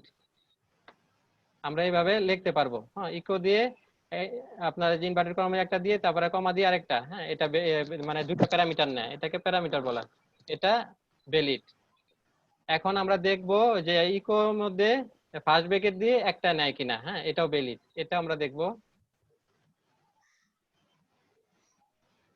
হ্যাঁ দেখেন এটাও নেয়, হ্যাঁ এটা ভ্যালিড। এরপর দেখব ফার্স্ট ব্র্যাকেট দিলে দুইটা প্যারামিটার নেয় কিনা, হ্যাঁ এটা হচ্ছে কোনটা আমাদের 8, হ্যাঁ যে ফার্স্ট ব্র্যাকেটের মধ্যে দুইটা নিলাম, হ্যাঁ এটা ইনভ্যালিড, আমাদের এরর দেখাচ্ছে এখানে। আমরা দেখি সার্ভার আমাদের রান করলে কি বলে। হ্যাঁ দেখেন এরর একটা মেসেজ দিয়ে দিচ্ছে, কি লিখেছে, পার্স এরর, হ্যাঁ সিনট্যাক্স এরর, মানে সিনট্যাক্সে আমাদের ভুল আছে। সে বলতেছে আনএক্সপেক্টেড কমা, হ্যাঁ যে কমাটা নিচ্ছে যে এটা আনএক্সপেক্টেড, সে একটা প্যারামিটার এখানে এক্সপেক্ট করছে, দুইটা নেয় নাই। হ্যাঁ তারপর আমাদের কোন লাইনে ভুল আছে সেটা আমাদেরকে বলে দিচ্ছে। হ্যাঁ এই যে দেখেন আমাদের ডি ড্রাইভে জাম্পে রেখেছি, জাম্পের উপরে htdocs-এ, তারপরে কি ছিল আমাদের ফোল্ডার নাম ছিল batch2। হ্যাঁ এখানে ফাইলের নাম কি ছিল introduction.php, এটার কত নাম্বার লাইনে, 22 নাম্বার লাইনে। আমরা যাই দেখি, এই যে দেখেন এই যে 22 নাম্বার লাইনে আমরা ভুল করেছি কোথায়, এই যে এখানে একটা কমা বেশি হ্যাঁ দুইটা প্যারামিটার নিচ্ছে কমা দিয়ে। হ্যাঁ এটা সে নেবে না, এটা নিত যে ইকোর ক্ষেত্রে যদি আমরা প্রথমে ফার্স্ট ব্র্যাকেটটা না দিতাম। হ্যাঁ ফার্স্ট ব্র্যাকেট দিলে আর দুইটা প্যারামিটার নেবে না, ফার্স্ট ব্র্যাকেট দিলে প্যারামিটার একাধিক প্যারামিটার নেবে। তাহলে স্যার এখন ফার্স্ট ব্র্যাকেটটা কাটিয়ে দিতে হবে তাই তো, তাইলে হ্যাঁ দুইটাই নেবে। হ্যাঁ হ্যাঁ এটা ইনভ্যালিড, এই যে প্রথমে এটা তো আমরা দেখেছি টেস্ট করে। হ্যাঁ ফার্স্ট ব্র্যাকেট দেই নাই, দুইটা যে কমা দিয়ে আরেকটা লিখেছি। হ্যাঁ এটা রান করে।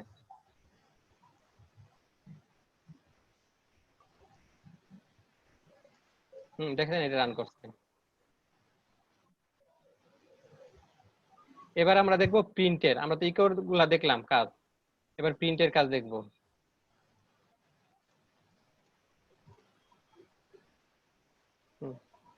প্রিন্টে করবে কি, প্রিন্টে যে প্রিন্ট সে দুইটা প্যারামিটার নিবেই না, ফার্স্ট ব্র্যাকেটের ভিতরে থাকুক আর বাইরে থাকুক। হ্যাঁ সে নেবে না।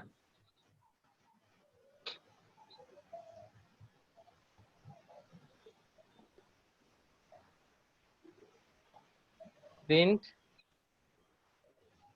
1, এটা কি, এটা ভ্যালিড।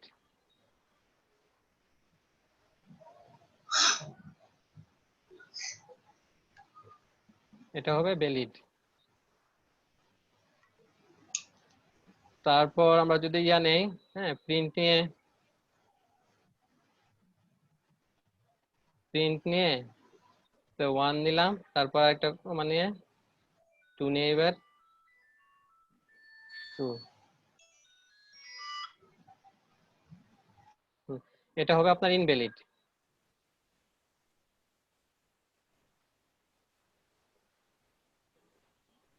এখানে কি হবে, সেমিকোলন হবে। আচ্ছা এটা ইনভ্যালিড, এটা রান করবে না। আমরা ইয়া করে দেখি, রান আউটপুট দেখি।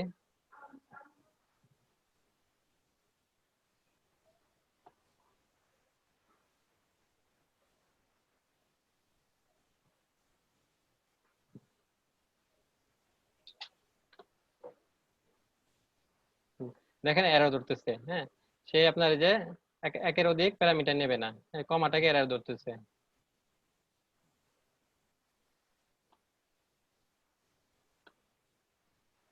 ভ্যালিড হচ্ছে শুধু একটা নেবে। হ্যাঁ আর এটা যদি আমরা ইয়ার ভিতরে দেখি, প্রিন্টে ফার্স্ট ব্র্যাকেটের ভিতরে 1, এটা ভ্যালিড।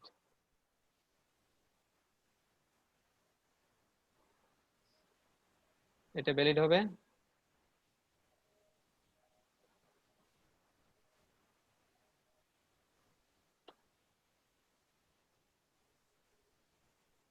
এই যে ভ্যালিড। এখন ফার্স্ট ব্র্যাকেটের ভিতরে যদি আমরা দুইটা নেই, দুইটা প্যারামিটার নেই, সেটা রান করবে না।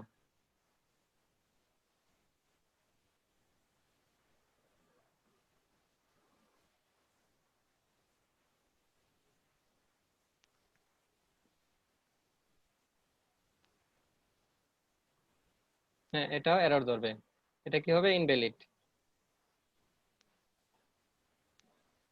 আমরা প্রথমটা ইয়া করে বন্ধ করে দেখি।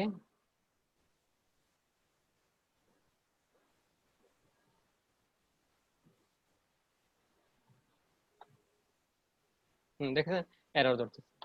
তাহলে আমরা এই দুইটার মধ্যে পার্থক্য কি পেলাম, প্রিন্টার ইকোর মধ্যে। হ্যাঁ প্রিন্টার ইকোর মধ্যে আমরা পার্থক্য পেলাম যে ইকো যদি ব্রেকেট ছাড়া হয় তাহলে সে একাধিক প্যারামিটার নেয়। হ্যাঁ আর ব্রেকেটের ভিতরে একাধিক প্যারামিটার নেয় না। আর প্রিন্ট সে একাধিক প্যারামিটার নেয় না, ব্রেকেট সহ হোক আর ব্রেকেট ছাড়াই হোক। হ্যাঁ তাহলে আমাদের আমরা কি সিদ্ধান্তে আসলাম, ইকোতে একাধিক প্যারামিটার নেওয়া যায়, প্রিন্টে একাধিক প্যারামিটার নেওয়া যায় না। হ্যাঁ দুইটা দিয়েই আপনার ইয়া করা যায়, ইয়া করা যায়, হ্যাঁ প্রিন্ট করা যায়। আচ্ছা, আমরা 3:40 থেকে 4টা পর্যন্ত একটা ব্রেক নিব, এরপর ব্রেকের পর আবার শুরু করব। করতে হয় কোনো কিছু প্রিন্ট করতে হয় কিভাবে? আমাদের ইকো লেখে প্রিন্ট করতে পারি আমরা, প্রিন্ট লেখেও প্রিন্ট করতে পারি। এটার মধ্যে পার্থক্য দেখলাম, ইকোর মধ্যে কি করে একাধিক প্যারামিটার নেয়, আর প্রিন্টের মধ্যে একাধিক প্যারামিটার নেয় না, একটা প্যারামিটার নেয়। হ্যাঁ, তারপর আমরা দেখছি পিএইচপি তে কিভাবে কমেন্টস লিখতে হয়। এখন পিএইচপি তে কিন্তু আমরা ট্যাগও ইউজ করতে পারবো, এইচটিএমএল এর ট্যাগও ইউজ করতে পারবো। সেটা কিভাবে করতে পারবো? সে ইকো লিখলাম, ইকো লিখে ইনভার্টেড কমার ভিতরে যদি আমরা এইচটিএমএল এর ট্যাগ গুলা লিখতে পারবো। সে ব্রেক বিআর, এটা লিখে তার সেমিকোলন দিতে হবে। স্টেটমেন্ট প্রতিগুলো এগুলো হচ্ছে একটা করে স্টেটমেন্ট বলা। স্টেটমেন্টের শেষে একটা করে সেমিকোলন দিতে হয়, সেমিকোলন না দিলে সে এরর ধরবে। সে আমরা আমাদের যে এই লাইনটা আমরা অ্যাক্টিভ করে দেই। আমাদের স্ক্রিনে শো করবে কি, Magura P2 project web development and application batch 2। এটা শো করবে। এরপরে একটা ব্রেক দিয়ে দিয়েছি আমরা, ব্রেক দিয়েছি। এরপর আমার যদি আমরা কিছু লিখি, এরপরে সেটা শো করবে। সে লিখলাম, এবার প্রিন্ট দিয়ে লিখি, প্রিন্ট লিখলাম যে পিএইচপি ক্লাস,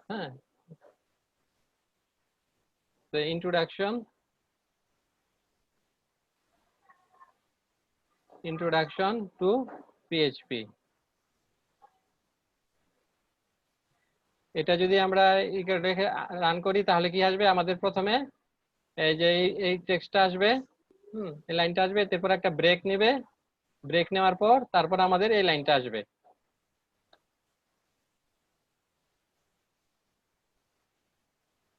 আমরা আউটপুট দেখি।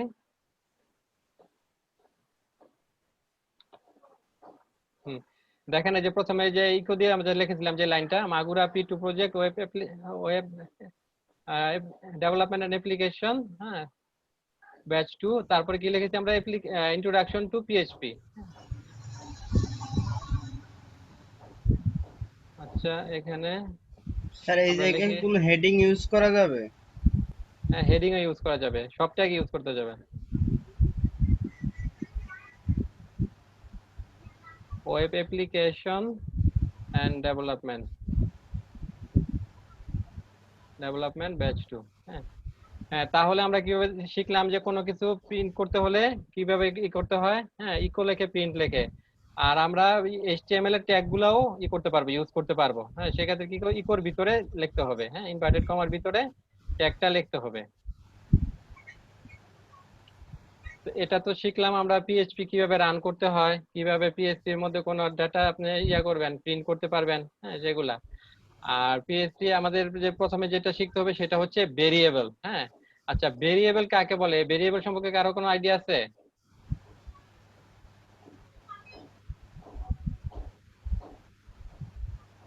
আমরা একটা নতুন ফাইল নেই, সেই ফাইলের নাম দিয়ে ভেরিয়েবল। জি স্যার, আছে তো। জি বলেন। আমরা একটা নতুন ফাইল নিচ্ছি। স্যার, ভেরিয়েবল হচ্ছে একটা কন্টেইনারে কাজ করে, যার মধ্যে আমরা কোনো যে কোনো ধরনের ডাটা টাইপ স্টোর করতে পারি, মানে এক কথায় ভ্যালু স্টোর করতে পারি। কন্টেইনারে কাজ করে, কন্টেইনারে কাজ করে। আচ্ছা, এখানে কি পরে ওই যে ডাটার ভ্যালুটা কি চেঞ্জ করতে পারবেন?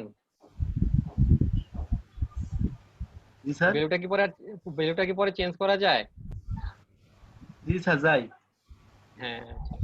এই যে সাধুকা উনি ঠিকই বলেছে যে কাকে বলে, ভেরিয়েবল কাকে বলে? ভেরিয়েবল হচ্ছে এক প্রকার কন্টেইনার। সে ধরেন একটা বক্স রাখলেন, বক্সের বাজারের একটা বক্স।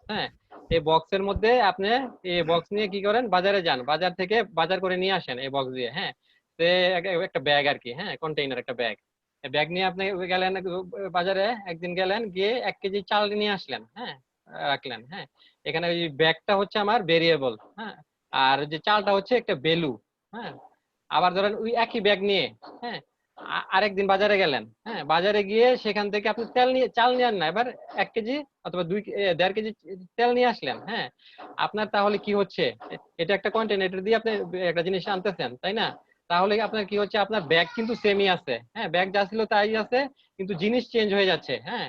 আপনি কখনো ওই একই ব্যাগ দিয়ে চাল আনতেছেন, কোন একই ব্যাগ দিয়ে আবার কি ডাল আনতেছেন, হ্যাঁ, তেল আনতেছেন, তাহলে হচ্ছে আমার এই ব্যাগটা হচ্ছে ভেরিয়েবল, আর ওই যে ব্যাগের মধ্যে যে জিনিসটা নিয়ে আসতেছি সেটা হচ্ছে ভ্যালু।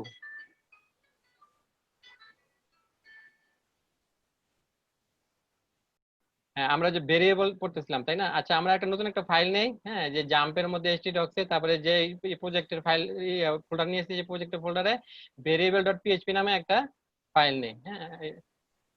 এই ফাইলের মধ্যে আমরা শুরু করব পিএইচপি কোড, এই পিএইচপি ওপেনিং ট্যাগ, আর এটা হচ্ছে ক্লোজিং ট্যাগ, হ্যাঁ। এখানে আমরা দেখব ভেরিয়েবল, কমেন্টস দিয়ে দেই, হ্যাঁ, পিএইচপি ভেরিয়েবল,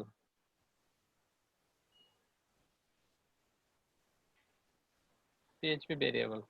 হ্যাঁ, ভেরিয়েবল আসলে কি? ভেরিয়েবল আসলে হচ্ছে একটা কন্টেইনার, হ্যাঁ, সেই কন্টেইনারে আমরা ডাটাটার ভ্যালু রাখি, রেখে পরবর্তীতে আমরা এটা ইউজ করতে পারি, হ্যাঁ, আমরা চেঞ্জ করতে পারি, হ্যাঁ। সে এখানে একটা ভেরিয়েবল নেই, ধরেন টেস্ট নামে একটা ভেরিয়েবল নিলাম, হ্যাঁ, এটার আবার একটা ভ্যালু দিতে হয়, হ্যাঁ, এরপরে যা দিব সেটা হচ্ছে ভ্যালু, হ্যাঁ, এটাকে বলা হয় ভ্যালু। কিভাবে দিব, হ্যাঁ। আর আচ্ছা, আরেকটা জিনিস হচ্ছে পিএসপি তে ভ্যালু কিভাবে, ভেরিয়েবল কিভাবে লিখবো, হ্যাঁ, পিএসপি তে ভেরিয়েবল লিখতে হলে প্রথমে আপনাদেরকে ডলার সাইন দিতে হবে, ডলার সাইন দিতে হবে, ডলার সাইন দেওয়ার পর লিখতে হবে কি, ভেরিয়েবলের নাম, হ্যাঁ, ভেরিয়েবল নেম, হ্যাঁ, তা ভেরিয়েবলের একটা নাম দিবেন, এটা হচ্ছে পিএসপি তে ভেরিয়েবল লেখার নিয়ম, হ্যাঁ। তাহলে ভেরিয়েবল লিখলেন, হ্যাঁ, এখন ভ্যালু অ্যাসাইন করবেন কিভাবে? সে আপনার একটা ব্যাগ আছে, ব্যাগের মধ্যে আপনি এটা ওই চাল ডাল এই জিনিসপত্রগুলো রাখবেন কিভাবে? ওগুলা রাখতে হলে আপনাকে করতে হবে কি, একটা ইকুয়াল চিহ্ন দিতে হবে, এটাকে অ্যাসাইনমেন্ট চিহ্ন বলা হয়, হ্যাঁ। অ্যাসাইনমেন্ট চিহ্ন নিয়ে তারপরে আপনি একটা ভ্যালু দিবেন, সে যে ভেরিয়েবল যদি 10, হ্যাঁ, এটা একটা ভ্যালু, হ্যাঁ, তাহলে কি এই ভেরিয়েবলের মান কত? 10। ভেরিয়েবলের মান হচ্ছে কত? 10। আমরা এখন ইকো করি, হ্যাঁ, ইকো করি, ইকো এই যে ভেরিয়েবলটা, এই ভেরিয়েবলটা দিয়ে দিতে হবে, ডলার কি ভেরিয়েবল, ভেরিয়েবলের নাম কি দিছি, ভেরিয়েবল আন্ডারস্কোর নেম, হ্যাঁ, ভেরিয়েবল আন্ডারস্কোর নেম। তারপর কি দিতে হবে, আমাদেরকে একটা সেমিকোলন দিতে হবে। দেখেন, আমরা ভেরিয়েবল যখন ডিক্লেয়ার করছি তখনও কিন্তু সেমিকোলন দিয়েছি, হ্যাঁ, তারপরে যখন ইকো করব তখনও সেমিকোলন দিতে হবে। এই যে আমরা ভেরিয়েবলের মধ্যে যে যত রাখি না কেন, ভ্যালু রাখি না কেন, এটা যদি আমরা করতে চাই, হ্যাঁ, ব্রাউজারে দেখতে চাই, হ্যাঁ, কিছু কিন্তু আসবে না যদি আমরা ইকো না দেই, হ্যাঁ। দেখেন, ইকোটা আমরা বন্ধ করে দিছি, এখন আমরা আউটপুট দেখি, এটা আমাদের কোন ফাইল? এটা ইন্ট্রোডাকশন ফাইল না, এটা হচ্ছে কি ভেরিয়েবল ফাইল। আমরা মূল প্রজেক্টে যাই, গিয়ে এখানে যে আমাদের একটা ভেরিয়েবল, হ্যাঁ, অথবা আমরা এখান থেকে ডাইরেক্ট লিখতে পারি localhost/bash2variable.com, হ্যাঁ, এখানে একটা আনডিফাইন আছে, হ্যাঁ। আচ্ছা, দেখে ওই আনডিফাইনটা বন্ধ করে নেই।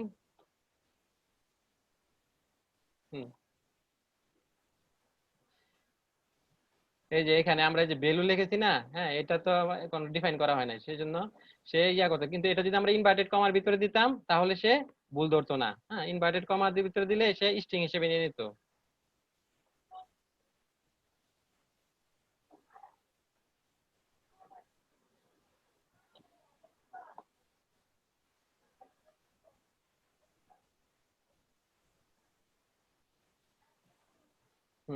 আচ্ছা, দেখেন এখানে এই যে আমরা যে টেস্টের মধ্যে ভ্যালু লিখেছিলাম, শুধু ভ্যালু ছিল, হ্যাঁ, সেই জন্য সে এটাকে ভুল ধরতেছিল, হ্যাঁ। এটা যদি আমরা ইনভার্টেড কমা দিয়ে দেই, হ্যাঁ, তখন আর ভুল ধরবে না, তখন সে এটাকে স্ট্রিং ভ্যালু হিসেবে নিয়ে নেবে। আউটপুটে যাই, হ্যাঁ, এবার আউটপুট দেখি, হ্যাঁ, দেখেন কোনো কিছু শো করতেছে না, হ্যাঁ। আমরা শুধু কি করেছি, ভেরিয়েবল গুলো ডিক্লেয়ার করে ভ্যালুর মধ্যে একটা ভেরিয়েবল একটা ভ্যালু অ্যাসাইন করে দিচ্ছি, কিন্তু এটাকে প্রিন্ট অথবা ইকো করি নাই, হ্যাঁ। পিএইচপি তে আপনার কোনো আউটপুট দেখতে হলে কি করতে হবে, প্রিন্ট অথবা ইকো করতে হবে। এখন এই যে আমরা যে যে ভেরিয়েবলটা কি রেখেছি, ভেরিয়েবলটা নাম দিয়েছি ভেরিয়েবল নেম, আর এখানে ভ্যালু দিয়েছি, তাই না? ভ্যালু দিয়েছি 10। হ্যাঁ, এখন আমরা ইকো করতেছি কি এই ভেরিয়েবল নেমটাকে। হ্যাঁ, তাহলে আমাদের আউটপুট কত আসবে? আউটপুট আসবে 10 আসবে।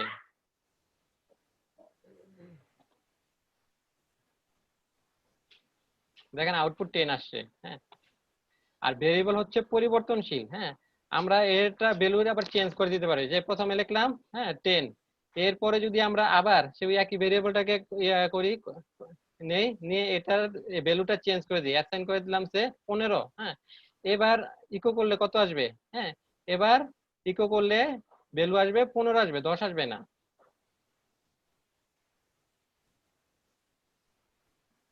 দেখেছেন 15 আসছে।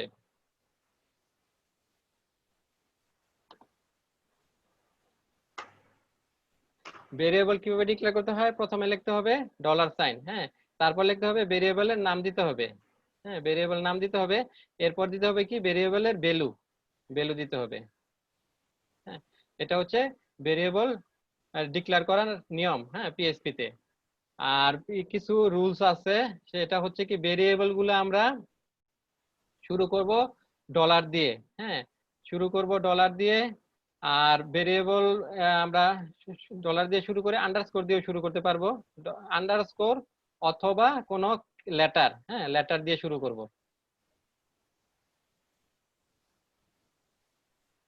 যেমন এজ। হ্যাঁ, এটা একটা ইয়া আপনার ভ্যালিড ভেরিয়েবল ডিক্লারেশন। হ্যাঁ, আমরা যদি এরকম করি যে ডলার দিয়ে প্রথমে 10, হ্যাঁ 10, তারপরে লিখলাম নেম, এটা আপনার প্রিফার করে না। হ্যাঁ, ডলারের পরে প্রথমে আপনার ইটা সংখ্যা, হ্যাঁ প্রিফার করে না। এভাবে ভেরিয়েবলটা ডিক্লেয়ার করা ঠিক না।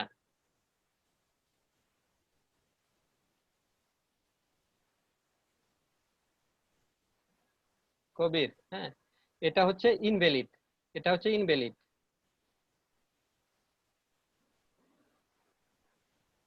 Invalid variable declaration. হ্যাঁ,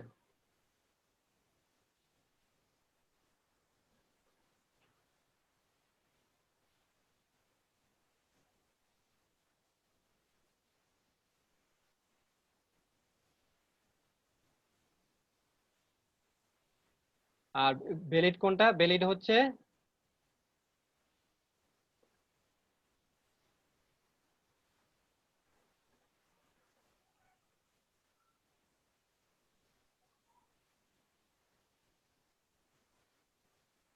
ভ্যালিড হচ্ছে প্রথমে যে $সাইন দিব, তারপরে হয়তো ইয়া শুরু হবে, কোনো লেটার দিয়ে শুরু হবে। হ্যাঁ, এটা ভ্যালিড। আর এটা হচ্ছে ইনভ্যালিড। হ্যাঁ, প্রথমে যে ডলারের পরে যে কোনো সংখ্যা দিয়ে শুরু করা, এটা হচ্ছে ইনভ্যালিড। তবে আপনি এটা করতে পারবেন, ভেরিয়েবল ডলার দিয়ে যে নেম লিখলেন। হ্যাঁ, নেম নেম 1, হ্যাঁ এটা আবার ভ্যালিড।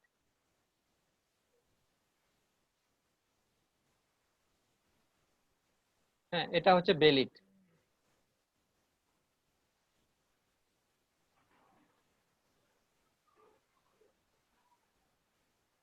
এটা ভ্যালিড। হ্যাঁ, তো- তবে সে আবার ডলারের পরে প্রথমে আপনার লেটার দিতে পারেন, কিংবা ইস্যু দিতে পারেন, আন্ডারস্কোর দিতে পারেন। হ্যাঁ, ডলারের পর সে আন্ডারস্কোর। স্যার ভ্যালিড আনভ্যালিড বুঝবো কিভাবে সেটা?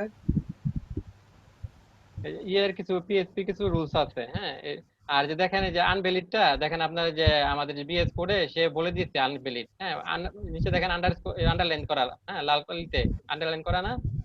জি স্যার। আর পিএইচপি রুলস আছে ভেরিয়েবল ডিক্লারেশনের। প্রথমে কি করতে হবে? $সাইন দিতে হবে, $সাইনের পরে কি দিতে হবে? আপনার যে কোনো লেটার অথবা আন্ডারস্কোর দিয়ে শুরু করলে আপনার এটা সেটা হচ্ছে ভ্যালিড। জি আচ্ছা। আন্ডারস্কোর শুরু করে আন্ডারস্কোর দিয়ে আপনি এরপরে লেটার দিয়ে শুরু করতে পারবেন, ইয়া দিয়ে সংখ্যা। এরপর সংখ্যা দিতে পারবেন।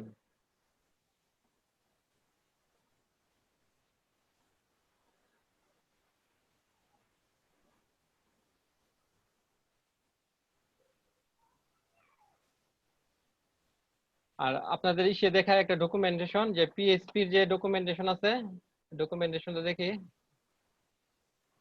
PHP অফিসিয়াল সাইটে php.net যে ম্যানুয়াল PHP ম্যানুয়াল যেটা যে php.net সাইটে যাবেন,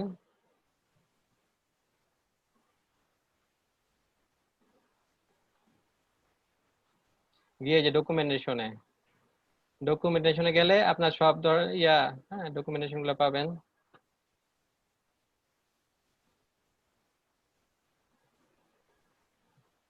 পিএইচপি ম্যানুয়ালে, ম্যানুয়ালে যাই। ম্যানুয়ালে গেলে দেখেন যে বামে একটা, ডান পাশে একটা ইসে আছে আপনার ইন্ডেক্স আছে। ইন্ডেক্সে আপনার পাবেন যে ল্যাঙ্গুয়েজ রেফারেন্সে যাই। ল্যাঙ্গুয়েজ রেফারেন্সে গেলে আপনাদের দেখাবে এখানে যে পিএইচপি ট্যাগ কিভাবে লিখতে হয়, যে বেসিক সিনট্যাক্স ট্যাগ কিভাবে লিখতে হয়, কিভাবে এইচটিএমএল স্কেপ করতে হয়, সেপারেশন কমেন্টস কিভাবে করতে হয়, তারপরে যে টাইপ গুলার মধ্যে আছে যে তারপরে যে ভেরিয়েবলের বেসিক আছে। ভেরিয়েবলের বেসিক যাই, যে ভেরিয়েবল কিভাবে শুরু হবে এখানে সে ডিটেইলস বলে দিচ্ছে।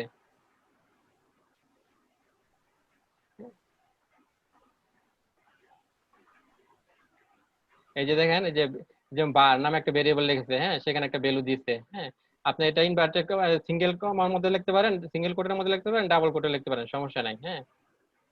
তারপরে যে ভেরিয়েবল নিচ্ছে যে এটা ইকো করে দিচ্ছে। তারপরে যে এটা দেখেন ইনভ্যালিড। প্রথমে কি করছে, আপনার একটা সংখ্যা দিয়ে শুরু করছে, এটা ইনভ্যালিড, সংখ্যা দিয়ে শুরু হবে না। তারপরে এটা হচ্ছে ভ্যালিড, আন্ডারস্কোর দিয়ে শুরু হয়েছে, এটা ভ্যালিড। এই দুইটা ভ্যালিড। এই দুইটা ভ্যালিড কেন, এগুলা দুইটা হচ্ছে লেটার দিয়ে শুরু হয়েছে।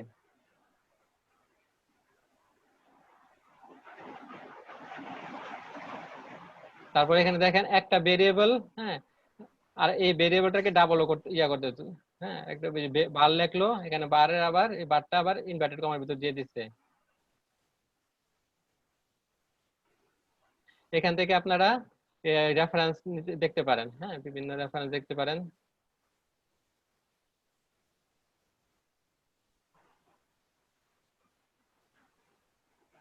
আর ভেরিয়েবল সে ইটা করে ক্যাপিটাল লেটার স্মল লেটার এই দুটার মধ্যে সে পার্থক্য করে। সে আপনি এখানে লিখলেন না এজ ইকুয়াল টু 12। আপনি যদি এখানে আবার আরেকটা ভেরিয়েবল ডিক্লেয়ার করেন, এটা বড় হাতে দিলেন জি এজ, এজ ইকুয়াল টু 15 লিখলেন। এখন এখন আপনি এই যে করেন, ইকো করেন, ইকো আপনার দুইটা ভেরিয়েবল আমি ইকো করব। দুইটা দেখবেন দুইটা ভিন্ন, একটা 12 দেখাচ্ছে, একটা 15 দেখাচ্ছে। ডট এজ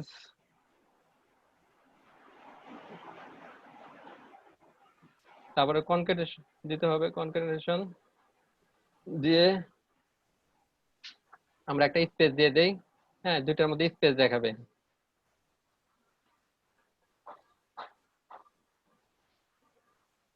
কনক্যাট করে তারপর আমরা পরবর্তী এটা ভেরিয়েবলটা দিব যে এজ।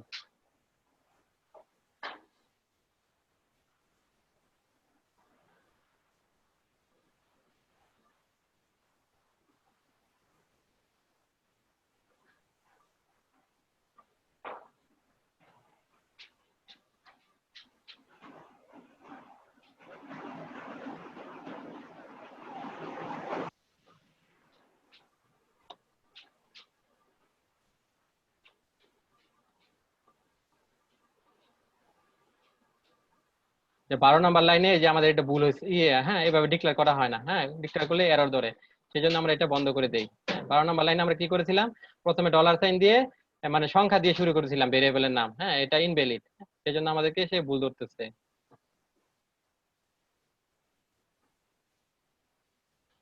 আর কোথায় ভুল হবে সে বলে দিবে, যে এই লাইনে ভুল হয়েছে। দেখেন যে আমরা কি করেছি, প্রথমে এজ এর ভেরিয়েবল কত 12, পরে এজ এর ক্যাপিটাল লেটার ছিল সেটার কত 15 ছিল। দুইটাই কিন্তু সে শো করেছে, দুইটা সে আলাদা আলাদা ভেরিয়েবল হিসেবে নিয়েছে। পাইথনের মতো স্যার, জি পাইথনের মতো মনে হচ্ছে সিস্টেম। হ্যাঁ পাইথনের মতো এটা লাগতেছে।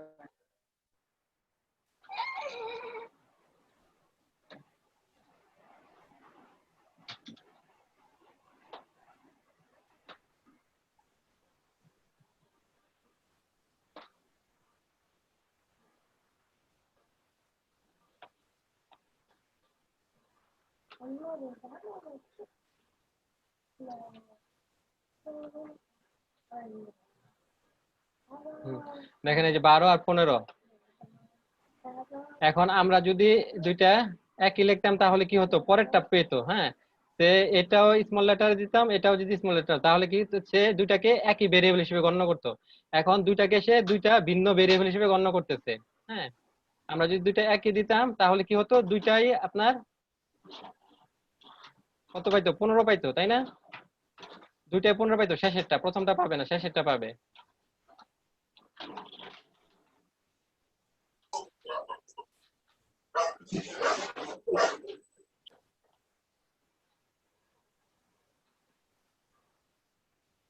হ্যাঁ, এটা যদি আমরা আউটপুট দেখি,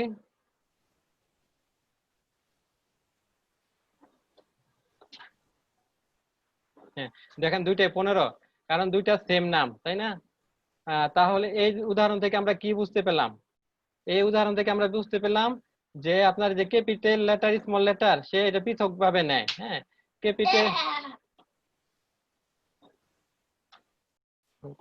তাহলে এই যে ভেরিয়েবলের এটা কি, হ্যাঁ বুঝতে পারলেন যে আপনার যে ক্যাপিটাল লেটার এবং স্মল লেটার দিলে দুইটা ভিন্ন হবে। হ্যাঁ, ভিন্ন ভেরিয়েবল হবে, দুইটা একই হবে না। হ্যাঁ, ক্যাপিটাল লেটার এবং ইয়ার মধ্যে সে দুইটাকে আলাদা আলাদা ভাবে নেয়। হ্যাঁ, আর ইয়া করে ভেরিয়েবল আমাদের কিভাবে দিতে হবে, প্রথমে ডলার সাইন দিয়ে এটাকে কোনো একটা সংখ্যা লিখবো, ইয়া সংখ্যা দিলে নিবে না। হ্যাঁ, এর ধরবে কোনকে ইয়া লিখতে হবে, লেটার লিখতে হবে অথবা আন্ডারস্কোর দিতে হবে। হ্যাঁ, এভাবে আমরা ভেরিয়েবলটা লিখতে পারবো।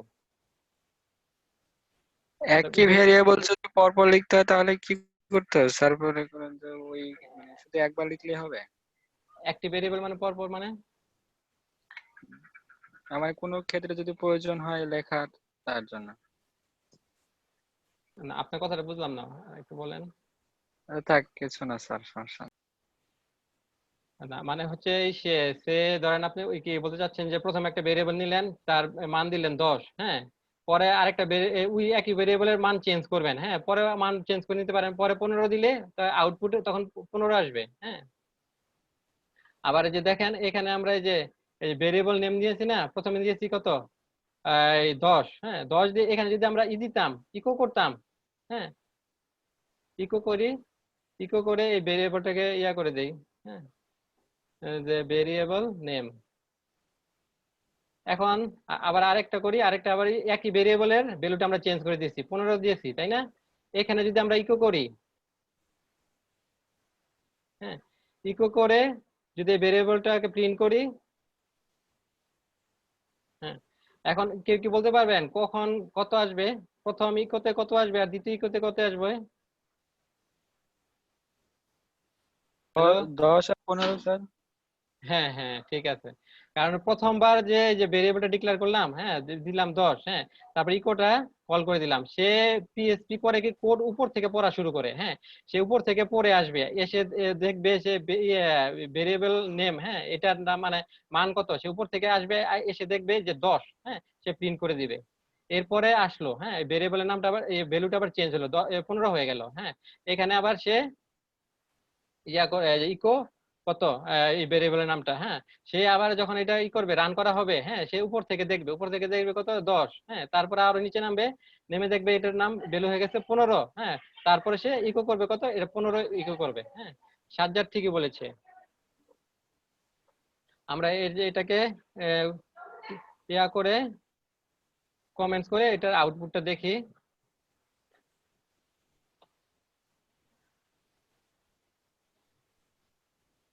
দেখছেন প্রথমে 10 প্রিন্ট করছে, তারপরে হ্যাঁ 15 প্রিন্ট করছে।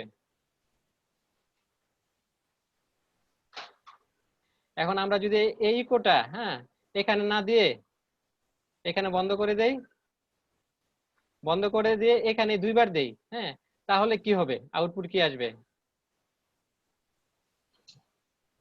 স্যার এর মাঝে এবার স্পেস দেওয়ার জন্য মানে ওই যে পরের লাইনে এইভাবে লিখতে হবে, একটা বড় একটা ছোট। স্পেস আমরা দিতে পারি যে কোনো জায়গায়, সমস্যা নেই। হ্যাঁ, সমস্যা নেই। এখন 15 আউটপুট দুইবার প্রিন্ট হবে। 15 দুইবার প্রিন্ট হবে। হ্যাঁ, সবাইকে এই কনসেপ্টটা ক্লিয়ার হয়েছে? হ্যালো স্যার ক্লিয়ার হয়েছে। এখন কিন্তু ওই যে প্রিন্ট আউটপুট কত আসবে, 15 আসবে দুইবার। হ্যাঁ, কারণ কি পিএইচপি আপনার উপর থেকে কোডটা পড়া শুরু করে। হ্যাঁ, সে এটা যখন রান করবে সে দেখবে কি ইকো ভেরিয়েবল নেম, সে দেখবে যাবে ভেরিয়েবল নেমের দেখবে ভ্যালু কত, হ্যাঁ পাবে কত 10। এরপর আবার নিচে আসবে এই দেখবে 15। হ্যাঁ, এরপর আসবে সে এটা ইকো করছে, হ্যাঁ তখন ইকো করে দিবে কত পাবে, শেষে কত পেয়েছে 15 পেয়েছে, 15 দিই। আবার এটার জন্য এভাবে আসবে, এসে দেখবে কত 15। হ্যাঁ, কিন্তু আমরা যদি এখানে করতাম এখানে কত পেতো, 10 পেতো।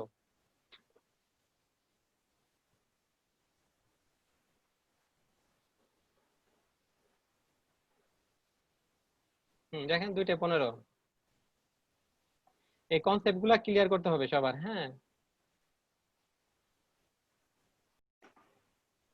ডট দিয়ে স্পেস দিয়েছি, হ্যাঁ স্পেসের জন্য। তারপর আমরা আবার এই সেকেন্ড ভেরিয়েবল, হ্যাঁ এটা কল করেছি। হ্যাঁ, এই দুইটা কিন্তু ভিন্ন ভেরিয়েবল। হ্যাঁ, কারণ নামের ইয়া চেঞ্জ আছে। প্রথমটা এটা হচ্ছে স্মল লেটারের, পরেরটা হচ্ছে ক্যাপিটাল লেটারের। আর এই যে এই দুইটা কিন্তু একই। হ্যাঁ, এই দুইটা একই বানান। হ্যাঁ, একই ভেরিয়েবল। হ্যাঁ, পরবর্তীতে পরে যেটা দেওয়া হবে ভ্যালু, সেই ভ্যালুটাই আপনার ইয়ে হবে, প্রথম ভ্যালুটা মুছে যাবে। এটা গেল ভেরিয়েবলের, হ্যাঁ কিভাবে ডিক্লারেশন করতে, কিভাবে ভেরিয়েবল ডিক্লারেশন করতে হয়, কিভাবে ভেরিয়েবলের মধ্যে ভ্যালু অ্যাসাইন করতে হয়, এগুলো হচ্ছে ভ্যালু ইকুয়াল টু, এটা হচ্ছে অ্যাসাইনমেন্ট সাইন। হ্যাঁ, প্রথমটা হচ্ছে ভেরিয়েবল নেম, তারপর হচ্ছে একটা অ্যাসাইনমেন্ট সাইন দিতে হয়। অ্যাসাইনমেন্ট সাইন দিয়ে তারপর যা লেখা হয় সেটাকে বলা হয় ভ্যালু। হ্যাঁ, কিভাবে ভ্যালু ডিক্লেয়ার করতে হয়, কিভাবে ভ্যালু প্রিন্ট করতে হয়, আর ভেরিয়েবল কিভাবে ভ্যালিড ভেরিয়েবল লিখতে হয়, কোনটা লিখলে কিভাবে লিখলে ইনভ্যালিড হবে, এগুলো আমরা দেখলাম। হ্যাঁ, এরপর স্যার দেখবো আমরা। এই হ্যাঁ যে বলেন। ভ্যালুর জায়গায় যদি আমি এই যে 10-15 না দিয়ে যদি আপনার হচ্ছে এ বি সি ডি দিই, তাহলে সেটাই কি শো করবে? হ্যাঁ, আমরা যদি কি কোনো সংখ্যা লিখতাম, হ্যাঁ কোনো টেক্সট লিখতাম, তাই না? হ্যাঁ টেক্সট হ্যাঁ লিখলে হ্যাঁ হ্যাঁ, টেক্সট লিখলেও শো করবে। হ্যাঁ, যেমন আমরা এই যে নেম ওয়ান এখানে দিয়েছি। হ্যাঁ, নেম ওয়ান না দিয়ে শুধু নেম দেই, নেম ওয়ানও দেওয়া যাবে। হ্যাঁ, নেম সে, আচ্ছা এটা আমরা দেখাই। সে একটা ভেরিয়েবল নিলাম। হ্যাঁ, ভেরিয়েবল দিতে হয় কিভাবে, পিএসপি তে ডলার দিয়ে। অন্য ল্যাঙ্গুয়েজে অন্যভাবে লিখতে হয়, পিএসপি তে লিখতে হবে ডলার দিয়ে। হ্যাঁ, সে লিখলাম first name, first underscore name. আর ভেরিয়েবলের নামগুলো আপনার ইয়ে মনে রাখবেন, একটা জিনিস স্পেস দিবেন না। হ্যাঁ, যে ফার্স্ট এর পরে আবার স্পেস দিয়ে নেম লিখবেন, হ্যাঁ এটা কিন্তু হবে না। হ্যাঁ, সে এটা তখন ওই যে শুধু ফার্স্ট নামেই পাবে। হ্যাঁ, নেম আর দুইটা। এইভাবে যদি একাধিক ওয়ার্ড হয়, হ্যাঁ একাধিক ওয়ার্ড হলে ওটাকে যদি কোনো আমরা একটা ভেরিয়েবলের নাম দিতে চাই, আর সেভাবে সেজন্য কি করতে হবে, আন্ডারস্কোর দিতে হবে অথবা একসাথে লিখতে হবে। আর একটা জিনিস মনে রাখবেন, হ্যাঁ কোডিং করার সময় ভেরিয়েবলের নাম দিবেন সবসময় মিনিংফুল। হ্যাঁ, মিনিংফুল যাতে হয়, একটু বড় হলেও যে পরবর্তীতে আপনি যে কোডটা পড়ে যেতে বুঝতে পারেন। হ্যাঁ, যে এরকম দিবেন না। হ্যাঁ, যে A1, তারপর হ্যাঁ A1 একটা দিলেন, লিখলেন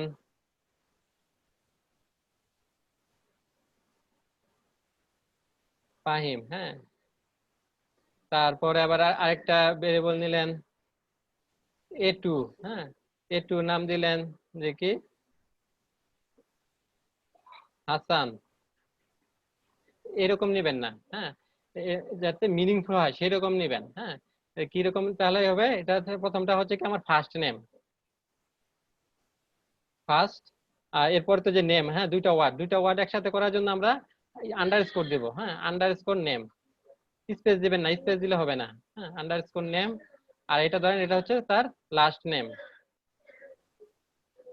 লাস্ট আন্ডারস্কোর নেম। হ্যাঁ, এভাবে দিবেন। হ্যাঁ, ভেরিয়েবল গুলা সবসময় খেয়াল করবেন। সে আপনি এজ লিখেছেন, তাহলে ভেরিয়েবলের নাম দিবেন এজ, মিনিংফুল যাতে হয়।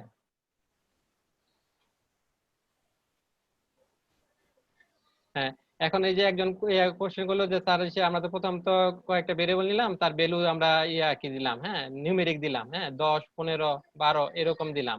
আমরা কি টেক্সট হ্যাঁ নিতে পারবো? অবশ্যই নিতে পারবেন। এই টেক্সট এগুলাকে বলা হয় স্ট্রিং। হ্যাঁ, স্ট্রিং টাইপ নিতে হলে ভ্যালু ডিক্লেয়ার করতে হলে কিভাবে ডিক্লেয়ার করতে হবে, ডাবল কোটের ভিতরে করতে পারবেন অথবা সিঙ্গেল কোটের ভিতরেও করতে পারবেন।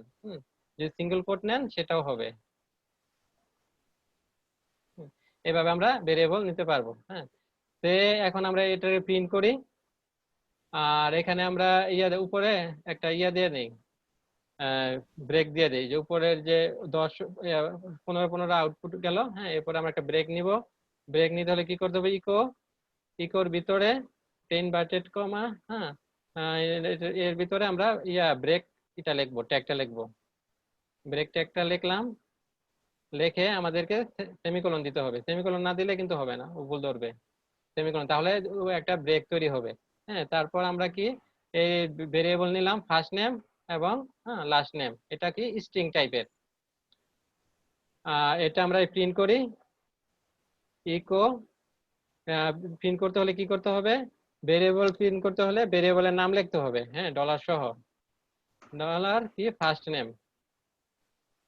নেম, ধরেন দুইটা কনকাটেশন করার জন্য ডট দিয়ে লিখতে হয়, হ্যাঁ, পিএইচপি তে ডট ডট, তারপর সেকেন্ড যে এটা, হ্যাঁ, ভেরিয়েবলটা কি ডলার লাস্ট নেম।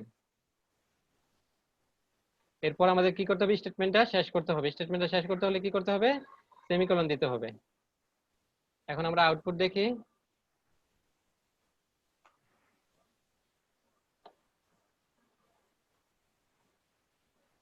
দেখেন এই যে পরের লাইনে চলে আসছে ফাহিম হাসান। হ্যাঁ, এখন দুইটা যে ভেরিয়েবল, হ্যাঁ, ভ্যালু, এটার মধ্যে আমরা যদি স্পেস দিতে চাই, স্পেস কিভাবে দেব, স্পেস দিতে হলে আমাদেরকে দেখেন আমরা একসাথে কিন্তু দুইটা ভেরিয়েবল প্রিন্ট করেছি কিভাবে, ডট দিয়ে, হ্যাঁ, প্রথমটা লিখে পরেরটা ডট, হ্যাঁ, এই ডট দিয়ে কনকেট করতে হয়, হ্যাঁ, যোগ করতে হয়।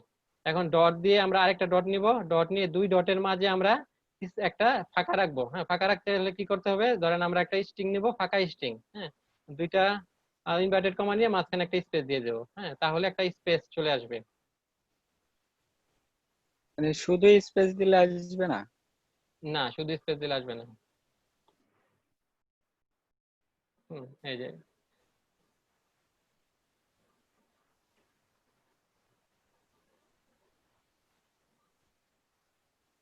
আমরা যদি শুধু স্পেস দিতাম, হ্যাঁ, আসতো না। যে আমরা একটা যে ডট নিলাম, হ্যাঁ, ডটের পরে যে এখানে একটা যদি স্পেস দেই, হ্যাঁ, সে কিন্তু করবে না, দুইটা একসাথে কনকেট করে দিবে। দেখি, হ্যাঁ, দেখছেন দুইটা একসাথে লাগানো। এখন এটা স্পেস দিতে হলে আমাদেরকে সেকেন্ড ব্রেক দিয়ে ইনভার্টেড কমা দিয়ে আরেকটা ডট দিতে হবে, হ্যাঁ, দুইটা এটার সাথে যুক্ত হবে কোনটা, আমাদের যে ইনভার্টেড কমার মধ্যে যা লিখবো ইয়ার ভিতর, হ্যাঁ, ডাবল কোটেশনের মধ্যে যা লিখলাম, হ্যাঁ, এটার সাথে যুক্ত হলো এটা, আবার এটার সাথে যুক্ত হলো আমাদের সেকেন্ড এটা, হ্যাঁ, ভেরিয়েবলটা। এবার যদি দেই তাহলে কি হবে, প্রথমে আমাদের প্রথম ভেরিয়েবলটা শো করবে, তারপর একটা স্পেস শো করবে, হ্যাঁ, এটা কিন্তু একটা স্ট্রিং, হ্যাঁ, এটা হচ্ছে ব্ল্যাঙ্ক স্ট্রিং, হ্যাঁ, কিছু মাঝখানে কিছু নাই। তারপরে আবার পরবর্তীতে দ্বিতীয় ভেরিয়েবলটা ভ্যালু শো করবে।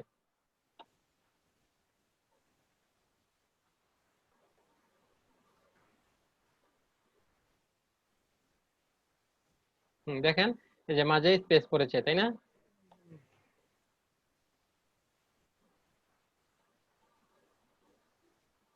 এত গেল আমাদের কিভাবে ভেরিয়েবল ডিক্লেয়ার করতে হয়, ভেরিয়েবলের মধ্যে ভ্যালু অ্যাসাইন করতে হয়, কিভাবে ভেরিয়েবল প্রিন্ট করতে হয়, কিভাবে একাধিক ভেরিয়েবল প্রিন্ট করতে হয়। তারপরে আমরা ভেরিয়েবল লেখার নিয়ম শিখলাম, হ্যাঁ, কোনটা বেস্ট প্র্যাকটিস সেটা শিখলাম। এখন হচ্ছে আমাদের এরপর দেখবো আমরা ডাটা টাইপ, হ্যাঁ, ডাটা টাইপ।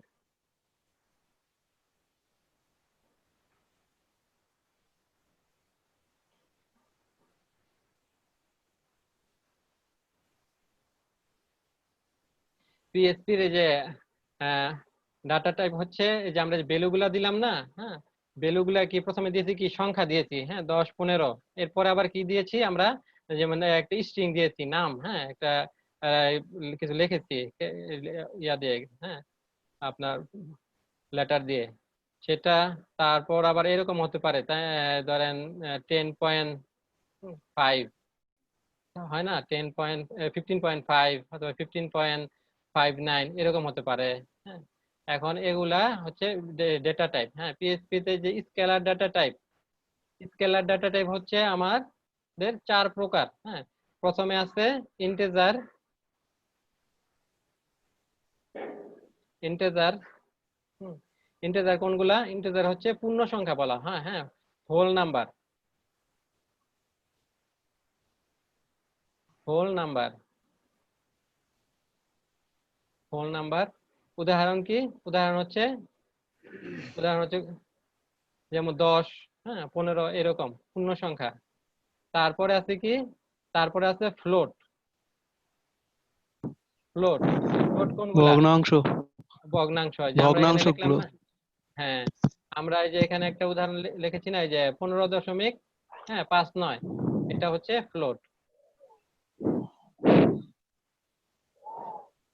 ফ্লোট হচ্ছে floating point number. Percentage save দিয়ে রাখা হয়।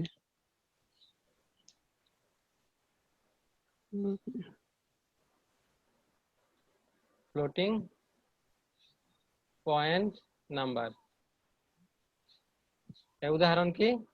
সে 10.68, এটা একটা ফ্লোটিং পয়েন্টের উদাহরণ। তারপর কি আছে আমাদের স্ট্রিং। স্ট্রিং স্ট্রিং এর উদাহরণ আমরা দেখেছি না, যেমন এই যে নামগুলো দিয়েছে এগুলো হচ্ছে স্ট্রিং। স্ট্রিং এ হচ্ছে সিরিজ অফ ক্যারেক্টার, হ্যাঁ কয়েকটা ক্যারেক্টার নিয়ে গঠিত হবে। Series of character.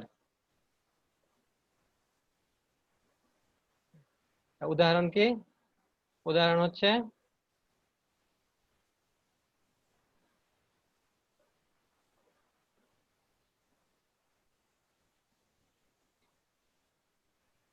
যেমন এই যে এখানে আমরা লিখলাম না ফাহিম, হ্যাঁ এটা হচ্ছে আপনার স্ট্রিং এর উদাহরণ। হ্যাঁ, এছাড়া আছে বুলিয়ান আছে।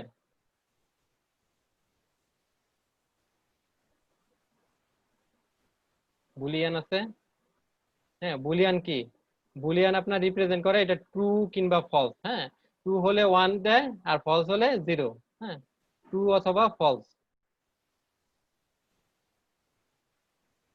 স্যার বুলিয়ান আলজেব্রা আছে না? হ্যাঁ বুলিয়ান অ্যালজেব্রা আছে।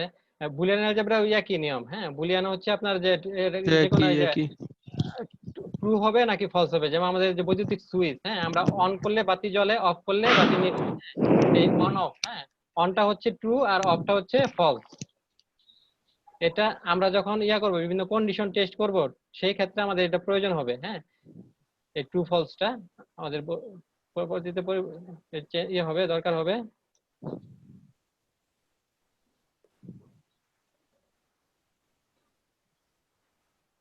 রিপ্রেজেন্টস আইদার, হ্যাঁ হয় আপনার ট্রু অথবা ফলস, ট্রু অর ফলস। এর উদাহরণ কি? উদাহরণ হচ্ছে যে কোনো একটা ট্রু অথবা ফলস, যেটা দেন না কেন সেটা হচ্ছে এর উদাহরণ।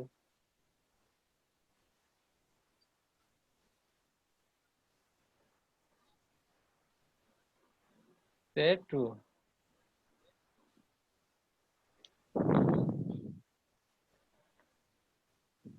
এই গেল মোটামুটি আমাদের স্কেলার টাইপের, হ্যাঁ data type, scalar data type.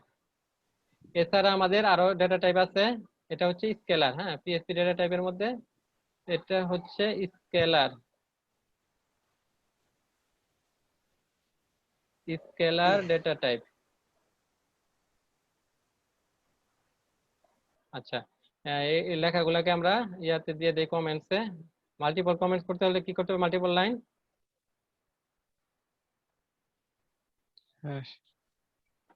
আমরা মাল্টিপল লাইনে কমেন্টস করে স্ল্যাশ দেই। স্টার আর লাস্টে স্টার তারপরে স্ল্যাশ।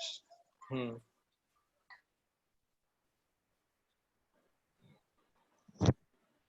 এখন দেখেন আমাদের পেজে কোনো এরর নেই। হ্যাঁ, এরর থাকলে কিন্তু সে বিএস কোড সে আন্ডার লাইন দিয়ে দেয়, হ্যাঁ লাল কালি দিয়ে। এটা গেল আমাদের। হ্যাঁ, আচ্ছা স্কেলার, স্কেলারটা ভিতরে নিয়ে রাখি। Scalar data type.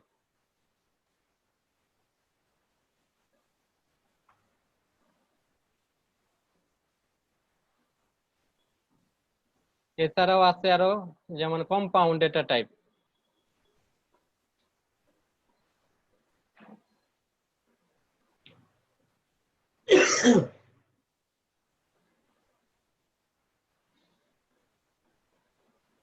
এবার দেখবো আমরা কম্পাউন্ড, হ্যাঁ PSP compound data type.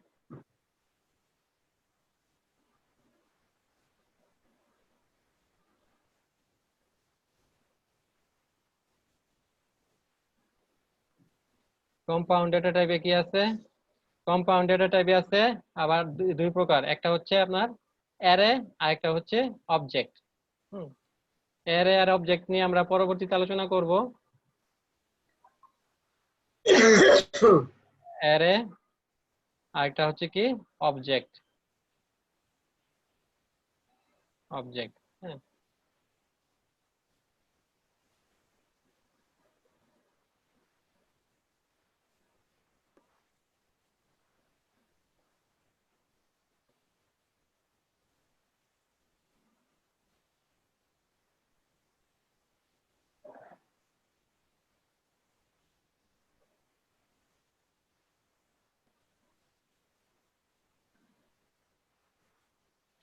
Array আর অবজেক্ট।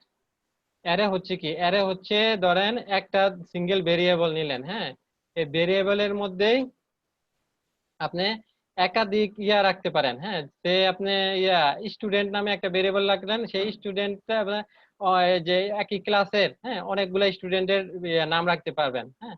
সেটা হচ্ছে অ্যারে। অ্যারেটা আমরা পরে দেখব।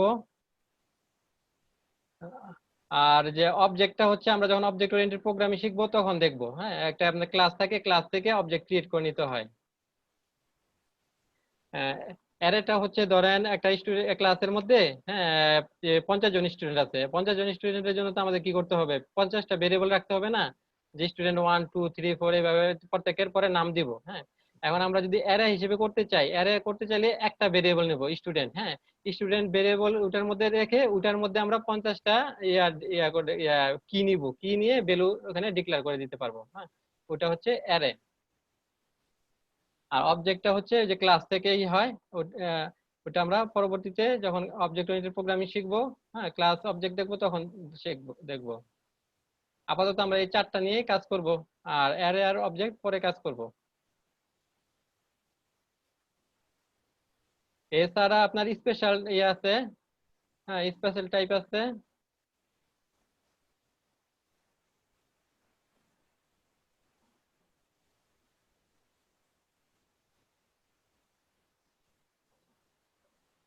সেটাকে বলে স্পেশাল ডেটা টাইপ।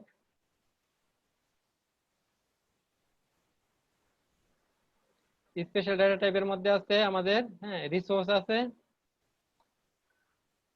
আরেকটা আছে নাল। রিসোর্স, আরেকটা আছে নাল। নালটা কি? নালটা হচ্ছে ধরেন কোন একটা ভেরিয়েবলের মধ্যে কোনো ভ্যালু দিলেন না, হ্যাঁ, সেটা হচ্ছে নাল।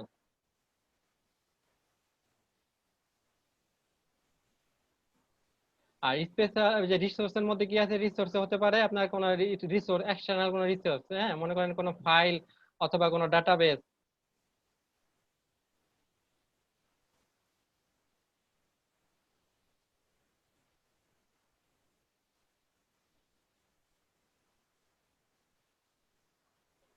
এখন আমরা বিভিন্ন ধরনের আছে, তাই না? ডাটা টাইপ আছে। এখন কোনটা কোন ডাটা টাইপ, হ্যাঁ, এটা আমরা টেস্ট করব কিভাবে? হ্যাঁ, এটাও কিন্তু আমরা টেস্ট করতে পারি। আমাদের টেস্ট করার জন্য একটা আছে, হ্যাঁ, মেথড আছে, হ্যাঁ, যেটাকে ফাংশন বলা হয়, পিএইচপি ফাংশন আছে। সেই ফাংশন দিয়ে আমরা টেস্ট করতে পারবো যেটা কোনটা কোন ভেরিয়েবলটার ডাটা টাইপ কি। সেই জন্য আমাদের টেস্ট করতে হবে কি গেট টাইপ। গেট টাইপ নামে একটা আছে, সে আমাদের যে এটা, হ্যাঁ, ফার্স্ট নেমটা, হ্যাঁ, ফার্স্ট নেমটার ডাটা টাইপ কি, এটা যদি আমরা করতে চাই, টেস্ট করতে চাই, তাহলে আমাদেরকে কি করতে হবে? আমাদেরকে ইকো করতে হবে। এটা হচ্ছে ভেরিয়েবল টেস্টিং, হ্যাঁ, data type testing. Data type testing,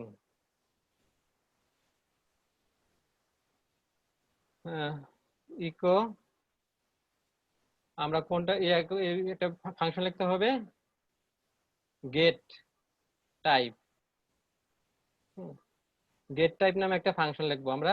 এই ফাংশনের মধ্যে এই প্যারামিটারের মধ্যে দিয়ে দেবো ভেরিয়েবলটা, হ্যাঁ, যে ভেরিয়েবলটা আমরা করতে চাই। সে আমরা যে ফার্স্ট নেম, হ্যাঁ, ফার্স্ট নেম এটা কোন কোন টাইপের ডেটা, এটা আমরা দেখবো। তখন আমাদেরকে ভেরিয়েবল কি ফার্স্ট নেম দিয়ে দিতে হবে। হ্যাঁ ফার্স্ট নেম দিলাম, এরপর একটা সেমিকোলন দিব।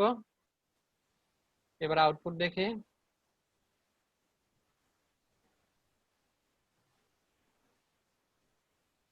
দেখেন স্ট্রিং, হ্যাঁ যে ফার্স্ট নেমটা হচ্ছে কি একটা স্ট্রিং টাইপের, হ্যাঁ ভেরিয়েবল।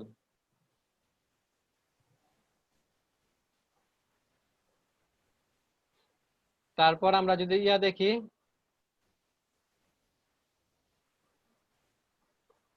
আমরা এটা আরো সুন্দরভাবে বোঝার জন্য এভাবে লিখতে পারি, হ্যাঁ যে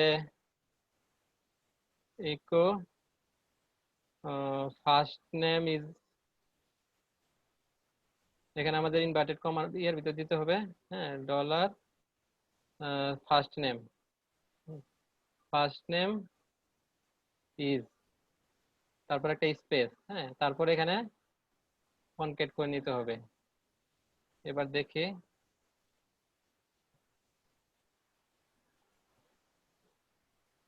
হুম আচ্ছা ডলার ফার্স্ট নেম সে ওই যে ভ্যালুটা নিয়ে আসছে।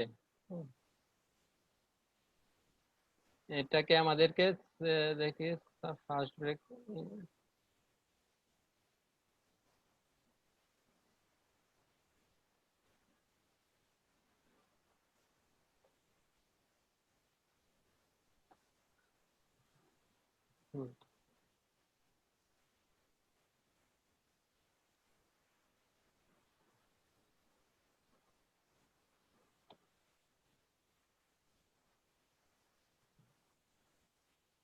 আচ্ছা এই যে ইনভার্টেড যে কমা আছে ইয়া আছে, হ্যাঁ ওই যে এটার মধ্যে ফার্স্ট আর সেকেন্ডের মধ্যে পার্থক্য কি, আমরা যদি ফার্স্টটা ইয়া লিখি ডাবল কোট লিখি, ডাবল কোটের ভিতরে যদি আমরা কোনো ভেরিয়েবল ডিক্লেয়ার করি সেটার কি করবে, ভ্যালুটা শো করবে, হ্যাঁ আর যদি সিঙ্গেল কোটের মধ্যে যদি কোনো ভেরিয়েবল লিখি সেটার ভেরিয়েবল এই ভ্যালুটা শো করবে না, হ্যাঁ তাহলে আমরা চাচ্ছি কি, আমরা চাচ্ছি যে ডলার ফার্স্ট নেম এর ভ্যালু কত, এই কি টাইপের এটা আমরা দেখবো, হ্যাঁ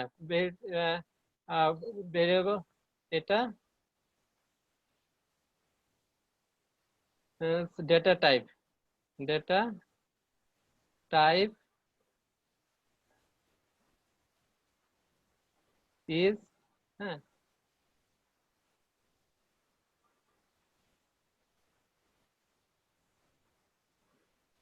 যে ফার্স্ট নেম এর ডেটা টাইপ হচ্ছে কি এটা শো করবে। আমরা আউটপুট দেখি, দেখেন এবার কিন্তু ওই যে ভেরিয়েবলটি নিয়ে আসে, ভ্যালুটা নিয়ে আসে নাই, হ্যাঁ ইনভার্টেড কমা যদি একটা দিয়ে একটা দিলে ওটার আপনার ভেরিয়েবলের নামটা শো করবে, আর দুইটা দিলে ওটার ভ্যালুটা শো করবে। তাহলে কি আমরা দেখতে পাচ্ছি যে ফার্স্ট নেম ভেরিয়েবলের ডেটা টাইপ হচ্ছে স্ট্রিং, হ্যাঁ এভাবে আমরা অন্যগুলাটাও দেখতে পারবো। এবার আমরা দেখব যে ইসের এজ যে আছে, হ্যাঁ এজ, এজ ভেরিয়েবলের ডেটা টাইপ কি, আমরা এজে, হ্যাঁ এটা দেখি, এজ ভেরিয়েবলের ডেটা টাইপ কি। হুম, তারপর আমরা দেখতে পারবো আমরা একটার মধ্যে ওই ইয়া দিয়েছি না, যে ভেরিয়েবল, হ্যাঁ আহ, এটার ডেটা টাইপ কি, এটা আমরা কি ফ্লোটিং দিয়েছি, হ্যাঁ এটা নেই।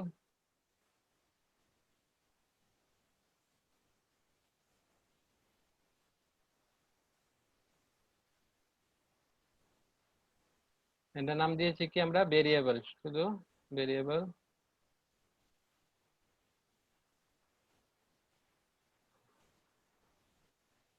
এবার আউটপুট দেখি,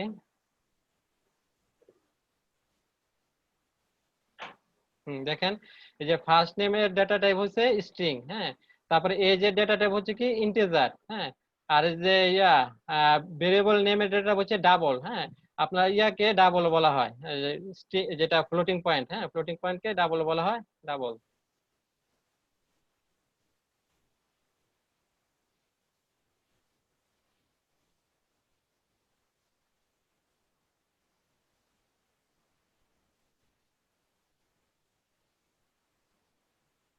তাহলে আমরা দেখলাম কিভাবে ভেরিয়েবল ডিক্লেয়ার করতে হয়, ভেরিয়েবল ডিক্লেয়ারের না কিভাবে ভ্যালু অ্যাসাইন করতে হয়, ভেরিয়েবলের ডিক্লেয়ারের যে রুলস গুলো আছে সেগুলা দেখলাম, তারপরে যে ডাটা টাইপ দেখলাম, হ্যাঁ ডাটা টাইপ কিভাবে কোনটা কোন ভেরিয়েবলের কি ডাটা টাইপ কিভাবে বের করতে হয় সেগুলা দেখলাম।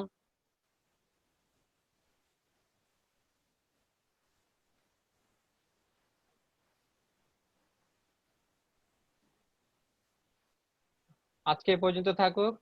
হ্যাঁ।